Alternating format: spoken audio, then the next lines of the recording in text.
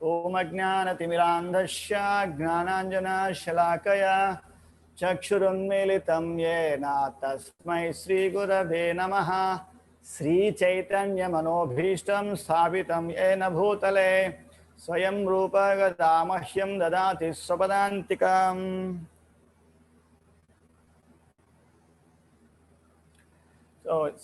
ग्रंथराज श्रीमद्भागवतं तृतीय स्कंदము 5వ అధ్యాయం మైత్రేయునితో విదురుని సంభాషణం. దీన్ని మనం చర్చించుకుందాం ఈరోజు.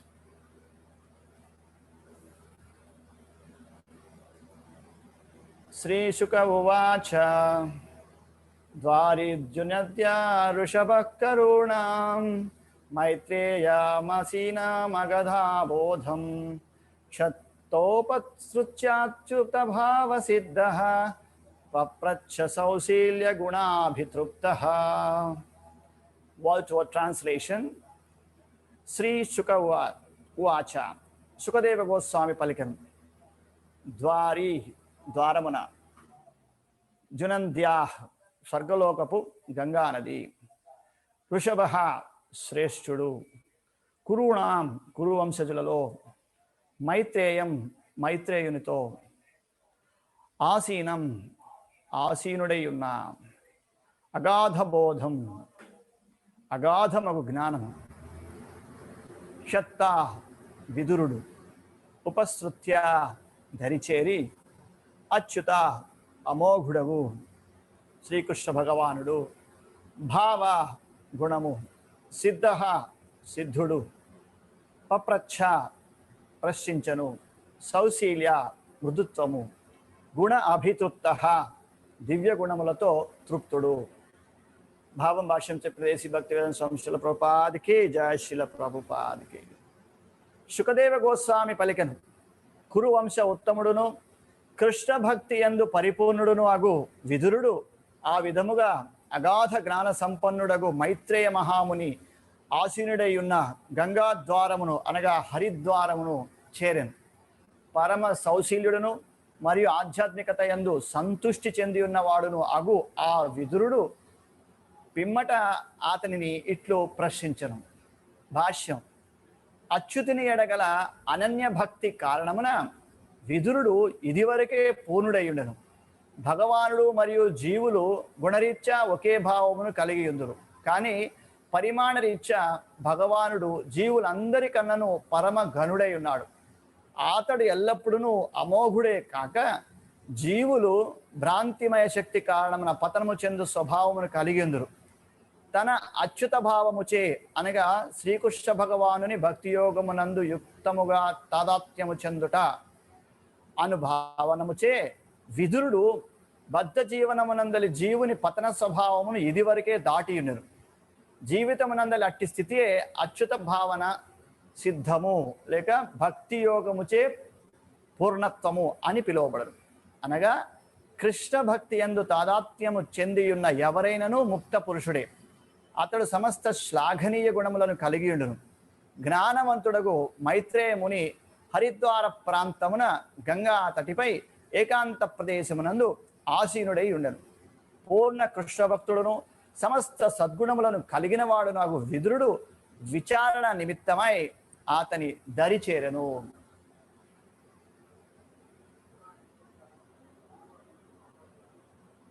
నమో ఓం విష్ణుపాదాయ కృష్ణ పృష్ఠాయ భూతలే శ్రీమతే భక్తి వేదాంత స్వామిన్ ఇతి నామినే నమస్తే సారస్వతే దేవే గౌరవాణి ప్రచారిణే నిర్విశేష శూన్యవాదే పాశాశదేశతారిణే నమో మహావదన్యాయ కృష్ణ ప్రేమ ప్రదాయతే కృష్ణాయ కృష్ణ చైతన్య నామ్నే గౌరత్విషే నమః. నమో బ్రహ్మణ్య దేవాయ గోబ్రాహ్మణహితాయ చ జగద్ధితాయ కృష్ణాయ గోవిందాయ నమో నమః. హే కృష్ణ కరుణా సింధో దీనబంధో జగత్పతే గోపేశ గోపికా కాంత రాధాకాంత నమోస్తుతే. తప్త కాంచన గౌరాంగే రాధే బృందావనేశ్వరి వృషభానుసుతే దేవి ప్రణమామి హరిప్రియే. వాంఛాకల్పతరుభ్యశ్చ కృపా సింధుభ్య ఏవ చ పతితానాం పావనేభ్యో వైష్ణవేభ్యో నమో నమః. జయ శ్రీ కృష్ణ చైతన్య ప్రభు నిత్యానంద శ్రీ అద్వైత గదాధర శ్రీవాసాది గౌర భక్త వృంద. హరే కృష్ణ కృష్ణ కృష్ణ హరే హరే హరే రామ రామ రామ హరే హరే.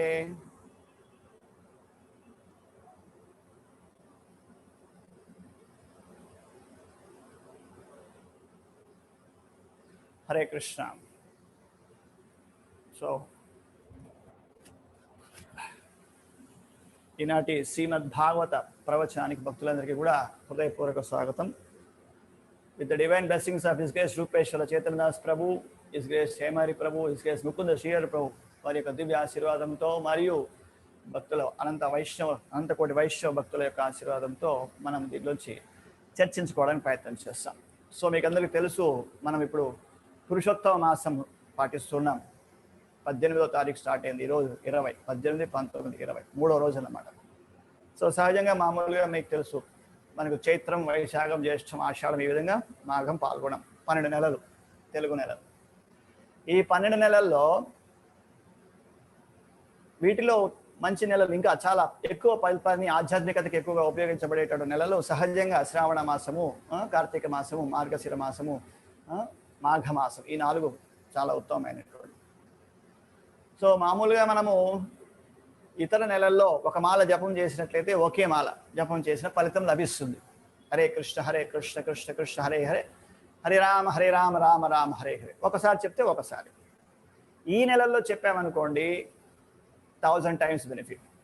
ఇప్పుడు చెప్పే 4 శ్రావణం, కార్తీకం, మార్గశిరం, మాఘం, ఈ 4 నెలలు.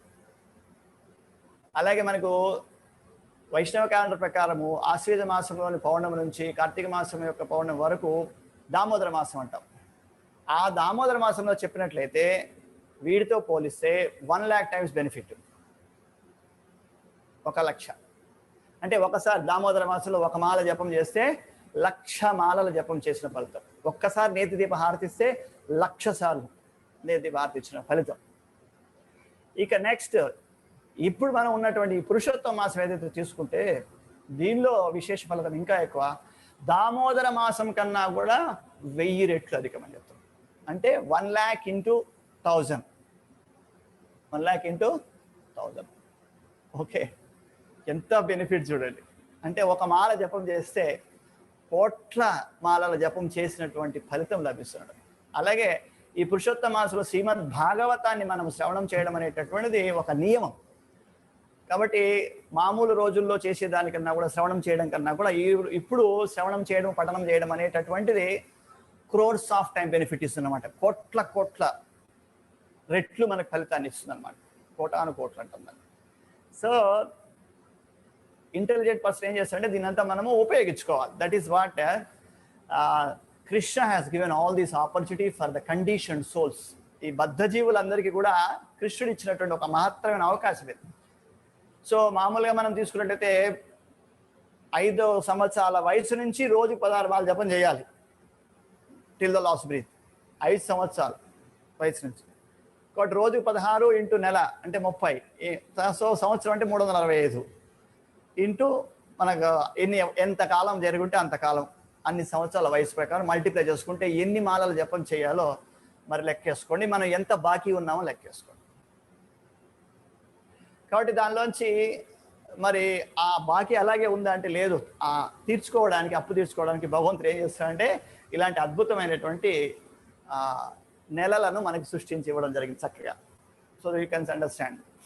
కాబట్టి మామూలు రోజులు, తర్వాత శ్రావణము, కార్తీకము, మార్గశిరము, మాఘము, తర్వాత దామోదర మాసము, తర్వాత పురుషోత్తమ మాసం, ఇంకా ఏకాదశి రోజున, అలాగే శ్రీకృష్ణ జన్మాష్టమి పర్వదినాల రోజున, ఇలాంటి రోజున మనం చేసే కార్యక్రమాలన్నీ కూడా some crores of times benefit ఇస్తుంది అనమాట. కాబట్టి ఈరోజు మనం ఎంత శ్రద్ధగా చక్కగా శ్రవణం చేస్తామో అన్ని కోట్ల రెట్ల ఫలితం మనల్ని, అంత పాపకర్మలు అన్నీ కూడా తొలగించి వేయబడతాయి. మనల్ని పవిత్రంగా భావించబడి భగవద్ధామం చేర్చడానికి ఉపయోగపడతాయి ఇవంతా కూడా మన అకౌంట్లో. కాబట్టి మనము చక్కగా శ్రవణం చేస్తాం. కాబట్టి ఈ అవకాశం ఇచ్చినటువంటి మనకి హిస్ గ్రేస్ రూపేశ్వర చైతన్య దాస్ ప్రభు గారికి మనంతా కృతజ్ఞత కలిగి ఉండి మనందరం కూడా చక్కగా దీన్ని పాటించుకుని మనము ప్యూరిఫై కావడానికి ఇది ఉపయోగపడుతుంది. Okay, right. కాబట్టి ఇక్కడ నిన్నటి చాప్టరు మన హిస్ గ్రేస్ హేమారి ప్రభు వినున్నాం మనం. విదురుడు మైత్రేయుని దరి చేరుట. సో హరిద్వార్లో మైత్రేయ మహాముని ఉన్నారు. ఆ మైత్రేయ మునిని కలవడానికి విదురుడు బయలుదేరాడు. ఆయనతో ఏం అడగాలి ఏమనేదంటే కూడా ఉద్ధవుడు చక్కగా చెప్పి ఉన్నారు ఆయనకి. కాబట్టి ఉద్ధవుని చేత ఆదేశింపబడినటువంటి విదురుల వారు మళ్ళీ విదురుల వారు ఏం చేస్తున్నారు, మైత్రేయ మహాముని దగ్గరికి వచ్చారు. నిన్నటి చాప్టర్లో జరిగింది అది. ఇప్పుడు ఇంకా విదురుల వారు వచ్చారు, ఆయన మాట్లాడతారు. ఇక దానిలో మధ్యలో ఇక్కడ ఏం చేస్తున్నారు, సుఖదేవ్ గోస్వామి మహారాజ్ మళ్ళీ సుఖదేవ్ స్వామి చెప్తున్నారు అనమాట. సుఖ మహర్షి అంటాం కదా ఆయన. కాబట్టి ఆయన ఏం చెప్తున్నారంటే, సుఖదేవ గోస్వామి పలికను కురువంశోత్తముడును కృష్ణ భక్తి యందు పరిపూర్ణుడును ఆగు విదురుడు ఆ విధముగా అగాధ జ్ఞాన సంపన్నుడకు మైత్రేయ మహాముని ఆసీనుడై ఉన్న గంగాద్వారము లేక హరిద్వారమును చేరెను. పరమ సౌశీల్యుడును మరియు ఆధ్యాత్మికత యందు సంతుష్టి చెంది ఉన్నవాడును అగు ఆ విదురుడు పిమ్మట అతనిని ప్రశ్నించను అని సుఖదేవ గోస్వామి చెప్తున్నారు, శీల సుఖదేవ గోస్వామి. కాబట్టి ఇక్కడ ఇద్దరి గురించి గ్లోరిఫై చేస్తున్నారు, అది మనం గుర్తుంచుకోవాల్సిన విషయం. మైత్రేయ మహాముని ఎటువంటి వారు, అలాగే ఈ విదురుడు అడగబోయేటటువంటి వ్యక్తి, ఈయన కూడా ఎటువంటి వారు, ఈ 2 పాయింట్లు ఇక్కడ ఇచ్చున్నారు. కురువంశోత్తముడును కృష్ణ భక్తి యందు పరిపూర్ణకు విదురుడు. సో విదురుడు ఇలా కృష్ణ భక్తి యందు పరిపూర్ణుడు. తర్వాత ఈయన మైత్రేయముని అగాధ జ్ఞాన సంపన్నుడకు మైత్రేయ అంటే వెరీ డీప్ నాలెడ్జ్ ఉంది సబ్జెక్టు ఆయన దగ్గర.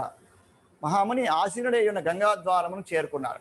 అక్కడ విదురుడు ఏం చెప్తున్నారు, పరమ సౌశీలుడును మరియు ఆధ్యాత్మికత సంతృష్టి చెంది ఉన్నవాడును ఆగు విదురుడు. అంటే విదురుడి క్వాలిఫికేషన్ మళ్ళీ ఇంకా 2 చెప్పారు ఇక్కడ. ఏమేమది, పరమ సౌశీల్యుడును, ఆధ్యాత్మికత యందు సంతృష్టి చెంది ఉన్నవాడును ఆగు విదురుడు. ఎవరిని, మైత్రేయమునిని ప్రశ్నిస్తున్నారు అన్నమాట. ఇది సందర్భం. ఓకే, ఈ విషయాన్ని ఎవరు చెప్తున్నారు, సుఖదేవ గోస్వామి చెప్తున్నారు మనకు.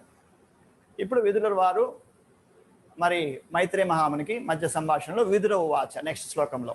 ఓకే, ఇక్కడ పర్పట్లో ఈ యొక్క ప్రథమ శ్లోకంలో పర్పట్లో క్లియర్గా చెప్పడం జరిగింది. ఇక్కడ అచ్యుతుని ఎడగల అనన్య భక్తి కారణమున విదురుడు ఇదివరకే పూర్ణుడై ఉండెను. సో విదురుడు భక్తిలో చాలా పరిపూర్ణమైనటువంటి వ్యక్తి.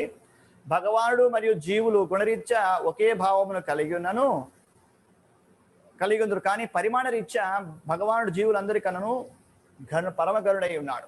సో గుణరీత్యా సమానము, పరిమాణ రీత్యా వేరు. గుణరీత్యా సమానము, పరిమాణ రీత్యా వేరు. ఇది మనం గుర్తుపెట్టుకోవాలి. జీవుడికి భగవంతుడికి మధ్య వ్యత్యాసం ఇది. భగవంతుడు ఏ విషయం తీసుకున్నా కూడా పరిపూర్ణంగా ఉంటారు, 100%లో ఉంటే మనము వెరీ వెరీ లిటిల్ పర్సెంట్లో మనం ఉంటాం. ఇది మనం గుర్తుపెట్టుకోవాలి. అనగా కృష్ణ భక్తి యందు తాదాత్మ్యం చెందిన ఎవరైనాను ముక్త పురుషుడే. కాబట్టి ఇక్కడ విదురుల వారి పరిస్థితి తీసుకున్నట్లయితే కృష్ణ భక్తి యందు తాదాత్మ్యం చెంది ఉన్నటువంటి వారు అంటే all the times he will be meditating on Krishna. ఏదో ఒక రూపంలో కృష్ణుని గురించి ఆయన ఆలోచిస్తూ ఉంటారు. కాబట్టి ఇక్కడ అటువంటి స్థితిని ఇంకా ఏమంటున్నారు అంటే అచ్యుత భావము అని పిలుస్తున్నారు. ఇక్కడ it's a new term given to that. Srikrishna భగవానుని భక్తి యోగమునందు యుక్తముగా తాదాత్మ్యము చెందుట, దీన్ని ఏమంటున్నారంటే ఇక్కడ అచ్యుత భావము. సో ఈ పర్పట్లో మనకి ఇంపార్టెంట్ పాయింట్ ఏమిటంటే అచ్యుత భావం. ఈ అచ్యుత భావన ఏం చేస్తున్నారు ఇక్కడ, అచ్యుత భావన సిద్ధము, అచ్యుత భావము లేక అచ్యుత భావనాన్ని పొంది ఉండడం. ఈ 2 పాయింట్లు 2 ఒకటే. అంటే ఏం చేస్తారు, 24/7 కృష్ణుని గురించి ఆలోచిస్తుంటారు. దర్శనం అలా తాదాత్మ్యము చెంది ఉన్నటువంటి పరిస్థితిని ఏమంటున్నారంటే అచ్యుత భావము అని పిలుస్తున్నారు. భగవంతుడి యొక్క భావం అనగా కృష్ణ భక్తి యందు తాదాత్మ్యం చెందిన ఎవరైనాను ముక్త పురుషుడే. కాబట్టి ఇప్పుడు వీళ్ళందరూ కూడా ఎవరైతే కృష్ణ భక్తిలో నిమగ్నమై ఉండి తాదాత్మ్యం చెంది ఉంటారో అంటే పరిపూర్ణంగా కృష్ణుడి గురించే మనసా వాచ కర్మణ అంటాం కదా, ఆ విధంగా త్రికరణ శుద్ధిగా వాళ్ళు ఎప్పుడైతే భగవంతుడి యొక్క నామరూప గుణ లీలయసో వైభవాలను గురించి కీర్తిస్తూ ఉంటారో ఏమని పిలుస్తారంటే వాళ్ళని ముక్త పురుషులని పిలుస్తారు. ఓకే, కాబట్టి ముక్త పురుషుడు అతడు సమస్త శ్లాఘనీయ గుణములను కలిగి ఉండును. ఈ కృష్ణ భక్తి భావనలో ఉండే వాళ్ళు ఎలా ఉంటారంటే సమస్త శ్లాఘనీయ అంటే అప్రిషియబుల్ క్వాలిటీస్, అందరి చేత కీర్తింపబడేటటువంటి గుణాలు కలిగి ఉంటారు ఈ ముక్త పురుషుడు. జ్ఞానవంతులకు మైత్రేయుని హరిద్వార ప్రాంతమున గంగా తటిపై ఏకాంత ప్రదేశమునందు ఆసీనుడై ఉండను.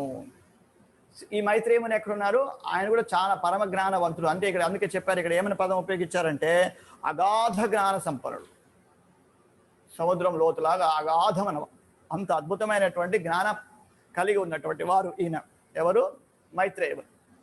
కాబట్టి అంతేకాకుండా ఆయన పూర్ణ కృష్ణ భక్తుడును సమస్త సద్గుణములు కలిగిన వాడును అయినటువంటి విదురుడు విచారణ నిమిత్తమై అతనిని దరిచేరను. కాబట్టి ఇక్కడ విదురుడి దగ్గరికి వెళ్ళిన తర్వాత విదురుడు వచ్చేసి మైత్రేయ ముని దగ్గరికి వెళ్ళిన తర్వాత ఆయన్ని అడిగి కొన్ని ప్రశ్నలు అడిగి తెలుసుకోవడానికి ప్రయత్నం చేస్తున్నారు అనమాట. సో సహజంగా భౌతిక స్థితిలో ఉన్నటువంటి వాళ్ళు మనం నాబోటి వాళ్ళు ఏం చేస్తున్నారంటే ఏదో కొంత తెలిసినప్పుడు నాకు చాలా తెలిసి ఇంకేది నేను వినేది అనేటట్లు ఉంటారనమాట. కానీ అది కాదు. ఇక్కడ విదురుల వారు చెప్పారు ఇప్పుడే ఏ స్థితిలో ఉన్నారు ఆయన? అచ్యుత భావన అనే స్థితిలో ఉన్నారు ఆయన. అచ్యుత భావన సిద్ధిని కలిగి ఉన్నవారు ఆయన. అయినా కూడా ఏం చేస్తున్నాడు? సాంగత్యాన్ని స్వీకరిస్తున్నారు అక్కడ, మైత్రేయముని యొక్క సాంగత్యాన్ని. నేను గొప్ప అనలేదు ఆయన. అందుకనే సమస్త శ్లాఘనీయములైనటువంటి గుణాలన్నీ కూడా కలిగి ఉన్నాడు. ఎవరు? అచ్యుత భావన కలిగి ఉన్నవాడు అంటే కృష్ణ భక్తిలో ఉన్నటువంటి వారు, పరిపూర్ణమైనటువంటి వారు అని అర్థం. విదురవాచ సుఖాయ కర్మాణి కరోతి లోకో నతై సుఖం యాన్యనుపారమం భవ విందేత భూయస్తతయేవ దుఃఖం యదత్ర యుక్తం భగవాన్ వదేన్నః. విదురులు పలుకుతున్నారు, ఓ మహాముని అంటే ఎవరిని? మైత్రేయముని పిలుస్తున్నారు, సంబోధిస్తున్నారు. ఓ మహాముని, ఈ లోకమున ప్రతి ఒక్కరును సుఖప్రాప్తికై కామ్యకర్మల యందు నియుక్తులగుదురు. కానీ ఎవ్వరునూ సంతృప్తిని గాని దుఃఖ నివృత్తిని గాని గాంచబోరు. పైగా అట్టి కర్మలచే వారి యొక్క దుఃఖము అధికతరమే అగును. కావున నిజ సౌఖ్యము కొరకే మనుజుడు ఏ విధముగా జీవించవలనో దయచేసి మాకు మార్గదర్శకము కావింపుడు అని అడుగుతున్నారు. ఇది ఎవరు అడుగుతున్నారు? విదురుల వారు మైత్రేయ మహాముని అడుగుతున్నారు అన్నమాట. భాష్యంలో చూడండి, ఇక్కడ క్లియర్గా చెప్తున్నారు, ఓ మహాముని, ఈ లోకమున ప్రతి ఒక్కరును సుఖప్రాప్తికై కామ్య కర్మలు ఎందు నియుక్తులగుదురు. అంటే ఎవరిని అడిగినా కూడా ఏం చేయాలి? హ్యాపీగా ఉండాలని కోరుకుంటారు. ఎవరైనా దుఃఖాలు కోరుకుంటారా? కుంతిమాత కోరింది. ఎందుకంటే దుఃఖము లేక కష్టం ఉంటేనే కృష్ణుడు ఎల్లవేళ అందుబాటులో ఉంటున్నారు, కృష్ణుని మర్చిపోకుండా ఉంటున్నారు అనేటటువంటిది. అలా కాకుండా ఎప్పుడైతే మనకు సుఖం వచ్చేస్తుందో ఏం చేస్తారు? భగవంతుని విస్మరిస్తారు. అటువంటి పైత్యం ఉన్న వాళ్ళే దేవుడే లేరని చెప్పి మాట్లాడుతుంటారు, ఆ పైత్యంలో ఉండేవాళ్ళు. సో ఇక్కడ ఏం చెప్తున్నారు? ప్రతి ఒక్కరు కూడా ఆనందంగా ఉండడం కోసం, సుఖంగా ఉండడం కోసం, తృప్తిగా ఉండడం కోసం ప్రయత్నం చేస్తున్నారు కామ్య కర్మలలో. అంటే కామ్యకర్మ అంటే ఫ్రూటివ్ యాక్టివిటీస్, అంటే ఈ పని చేసి ఇది లభిస్తుంది, ఈ పని చేసి ఇది లభిస్తుంది అని చెప్పేసి దానికోసం ప్రయత్నం చేస్తూ ఉండేటటువంటి వాళ్ళు, అటువంటి కర్మలు లీగుతూ ఉంటారు వాళ్ళు కర్మల్లో. కానీ ఎవ్వరును అంటే అంత చేసినా కానీ సంతృప్తిని కానీ దుఃఖ నివృత్తిని కానీ గాంచబోరు. సంతృప్తి ఉండదు, దుఃఖ నివృత్తి అంటే ఆ బాధను తొలగి దుఃఖం పోయే విధానం కూడా లేదు. అంటే మరింత ఏదో ఒక విధంగా దుఃఖంతోనే ఉంటారు. పైగా అట్టి కర్మలచే వారి దుఃఖము అధికతరమే అగును. ఇంకా ఏం చెప్తున్నారు? విదురులు చెప్తున్నారు ఇది. ఈయన కృష్ణ భక్తిలో పూర్ణమైనటువంటి స్థితిలో ఉన్నటువంటి వ్యక్తి, అచ్యుత భావనలో ఉన్నటువంటి వ్యక్తి ఆయన చెప్తున్నారు. కాబట్టి మన స్టేట్మెంట్లు ఏం చెల్లవు ఇక్కడ. ఆయన చెప్పింది స్వీకరించాలి మనం, దట్స్ ఆల్. కాబట్టి ఏం చెప్తున్నారు ఇక్కడ? అలాంటి కామ్యకర్మలో సుఖప్రాప్తికై కామ్యకర్మలలో ఉండేటటువంటి వారి యొక్క దుఃఖము మరింత అధికతరం అవుతున్నదే కానీ తగ్గడం లేదు. కావున నిజ సౌఖ్యము, కాబట్టి ఇక్కడ ఏం చెప్తున్నారు? మనం అనుకుంటున్నది సౌఖ్యము లేక సుఖము లేక ఆనందము తృప్తి అనేటటువంటిది కాకుండా నిజ సౌఖ్యం గురించి ఇక్కడ మాట్లాడుతారు. అందుకని నిజ సౌఖ్యము కొరకే మనుజుడు ఏ విధముగా జీవించవలనో దయచేసి మాకు మార్గదర్శనము గావింపుడు అని అడుగుతున్నారు అన్నమాట విదురుల వారు. కాబట్టి భాష్యంలో ఇక్కడ శ్రీల ప్రభుపాద చెప్తున్నారు, ఇక్కడ విదురుడు మైత్రేయుని దరిచేరినప్పుడు కేవలము శ్రీకృష్ణుని గూర్చి అడగవలసి ఉన్నది. ఎందుకని? అక్కడ శ్రీకృష్ణ భగవానుని నామము, యశస్సు, గుణము, రూపము, లీలలు, పరివారము మున్నగు విషయములను గూర్చి సత్యములను విచారించమని విదురునితో ఉద్ధవుడు పలికి ఉన్నారు. ఉద్ధవుడు ఏం చెప్పాడంటే ఇవి చేయమన్నాడు, కృష్ణుడి గురించి అడగమని చెప్పాడు. శ్రీకృష్ణ భగవాని నామము, యశస్సు, గుణము, రూపము, లీలలు, పరివారము మున్నగు విషయములను గూర్చి సత్యములను విచారించమని, వాటికి సంబంధించినటువంటి విషయాలన్నింటి కూడా చక్కగా వారి ద్వారా తెలుసుకో అని చెప్పారు. కనుక ఆయన ఏమడగాలి? కృష్ణుడి గురించి అడగవలసి ఉన్నది. కాబట్టి ఆల్రెడీ ఇన్స్ట్రక్టెడ్ బై ఉద్ధవుడి చేత చెప్పబడి ఉన్నారు కాబట్టి అక్కడికి రావాలి. కానీ ఇతను ఏం చేశారు చూడండి. కనుక విదురుడు మైత్రిని దరి చేరినప్పుడు కేవలము శ్రీకృష్ణుడి గూర్చి అడగవలసి ఉన్నది. కానీ అతడు తన సహజమగు నమ్రత కారణమున అతడు వెంటనే శ్రీకృష్ణుని గూర్చి అడుగక సామాన్య మానవునకు పరమ ఆవశ్యకమగు విషయమును ప్రశ్నించను. కాబట్టి డైరెక్ట్గా మన వాళ్ళు గనక భాగవతం చదవండి అని అంటే వెంటనే వెళ్ళిపోయి సహజంగా ఉండేటటువంటి శ్రీకృష్ణ భగవాన్ యొక్క రాసలీలల గురించి చర్చించడానికి మొదలు పెడతారు, చదవడానికి మొదలు పెడతారు. Though we are not qualified to hear to that or to read that actually or to discuss. అంటే అంటే ఏమని అక్కడ నమ్రత లేదని అర్థము, తన యొక్క స్థితి ఏంటి అనేటటువంటి అర్థం కాని పరిస్థితిలో ఉన్నటువంటి వారు అన్నమాట. అంటే బద్ధ స్థితిలో ఉన్నటువంటి వారు వాళ్ళు. అందుకని ఇక్కడేం చెప్తున్నారంటే, అందుకనే విదురుడు చాలా తన సహజ గుణము అగు నమ్రత కారణమున, వెరీ హంబుల్ పర్సనాలిటీ. ఎవరు? విదుర. కాబట్టి ఆయన ఏం చేస్తా, ఆ నమ్రత కారణమున డైరెక్ట్గా కృష్ణుడి గురించి అడగకుండా తను ఒక బద్ధజీవుల్లాగా, ఒక సామాన్య మానవుడిలాగా, తనకే ఆ సందేహం వచ్చినట్లాగా ఒక సామాన్య మానవుడికి ఉపయోగపడేటటువంటి ప్రశ్నలను అడిగి తెలుసుకుంటున్నాడు ఆయన. సామాన్య మానవుడికి ఉపయోగపడేటటువంటి. సామాన్య మానవుడు భగవానుని ఎరుగజాలడు. భ్రాంతిమయ శక్తి ప్రభావం నందు తన జీవితపు సహజ స్థితిని అతను తొలుత ఎరుగవలసి ఉన్నది. కాబట్టి మనం ఉన్నటువంటి యొక్క భ్రాంతిమయ శక్తి స్థితి వలన మనం భగవంతుని గురించి నిజంగా తెలుసుకోవాల్సిన పరిస్థితి ఉంది. కనుక మనుజుడు కేవలం కామ్యకర్మల ద్వారానే తాను సౌఖ్యవంతుడగుడని తలచును. మనం చేసేటటువంటి ఇప్పుడు డబ్బు లేని వాళ్ళు అష్టలక్ష్మి యాగం అంట, ఉదాహరణకి సంతానం లేని వారు సంతానానికి సంబంధించింది, పెళ్లి కాని వాళ్ళు పెళ్లికి సంబంధించి, ఇట్లా ఏవైతే ఉన్నాయో ఉద్యోగము, ప్రమోషను, ఆస్తి, ఇలా ఉంటాయి కదా. వీటిని అంతా ఏమంటారు, ఒక్కో దాన్ని ఒక పని చేస్తే ఆ ప్రతిఫలం ఇది, ఒక్కో పని చేస్తే ప్రతిఫలం ఇది, ఇలాంటివి ఉంటాయి. వాటిని కామ్యకర్మలు అంటారు. అంటే we will expect something before we doing that or performing that. అది మనకు ఈ పని చేసినందువల్ల మనకి ఈ ప్రయోజనం వస్తుందని ఆశించేస్తారు. కాబట్టి ఇది భ్రాంతిమయ స్థితిలో ఉన్నటువంటి మనుజుడి యొక్క పరిస్థితి. కాబట్టి అతను ఏం చేస్తాడు, ప్రతిదానికి ఏదో ఒకటి ఎక్స్పెక్ట్ చేసే పని చేస్తూ ఉంటారన్నమాట. కానీ నిజముగా జరుగునది ఏమనగా అతడు చర్య ప్రతిచర్యల కర్మ వలలో చిక్కుపడిపోయి జీవిత సత్యమునకు ఎట్టి పరిష్కారమును కనుగొనజాలకుండును.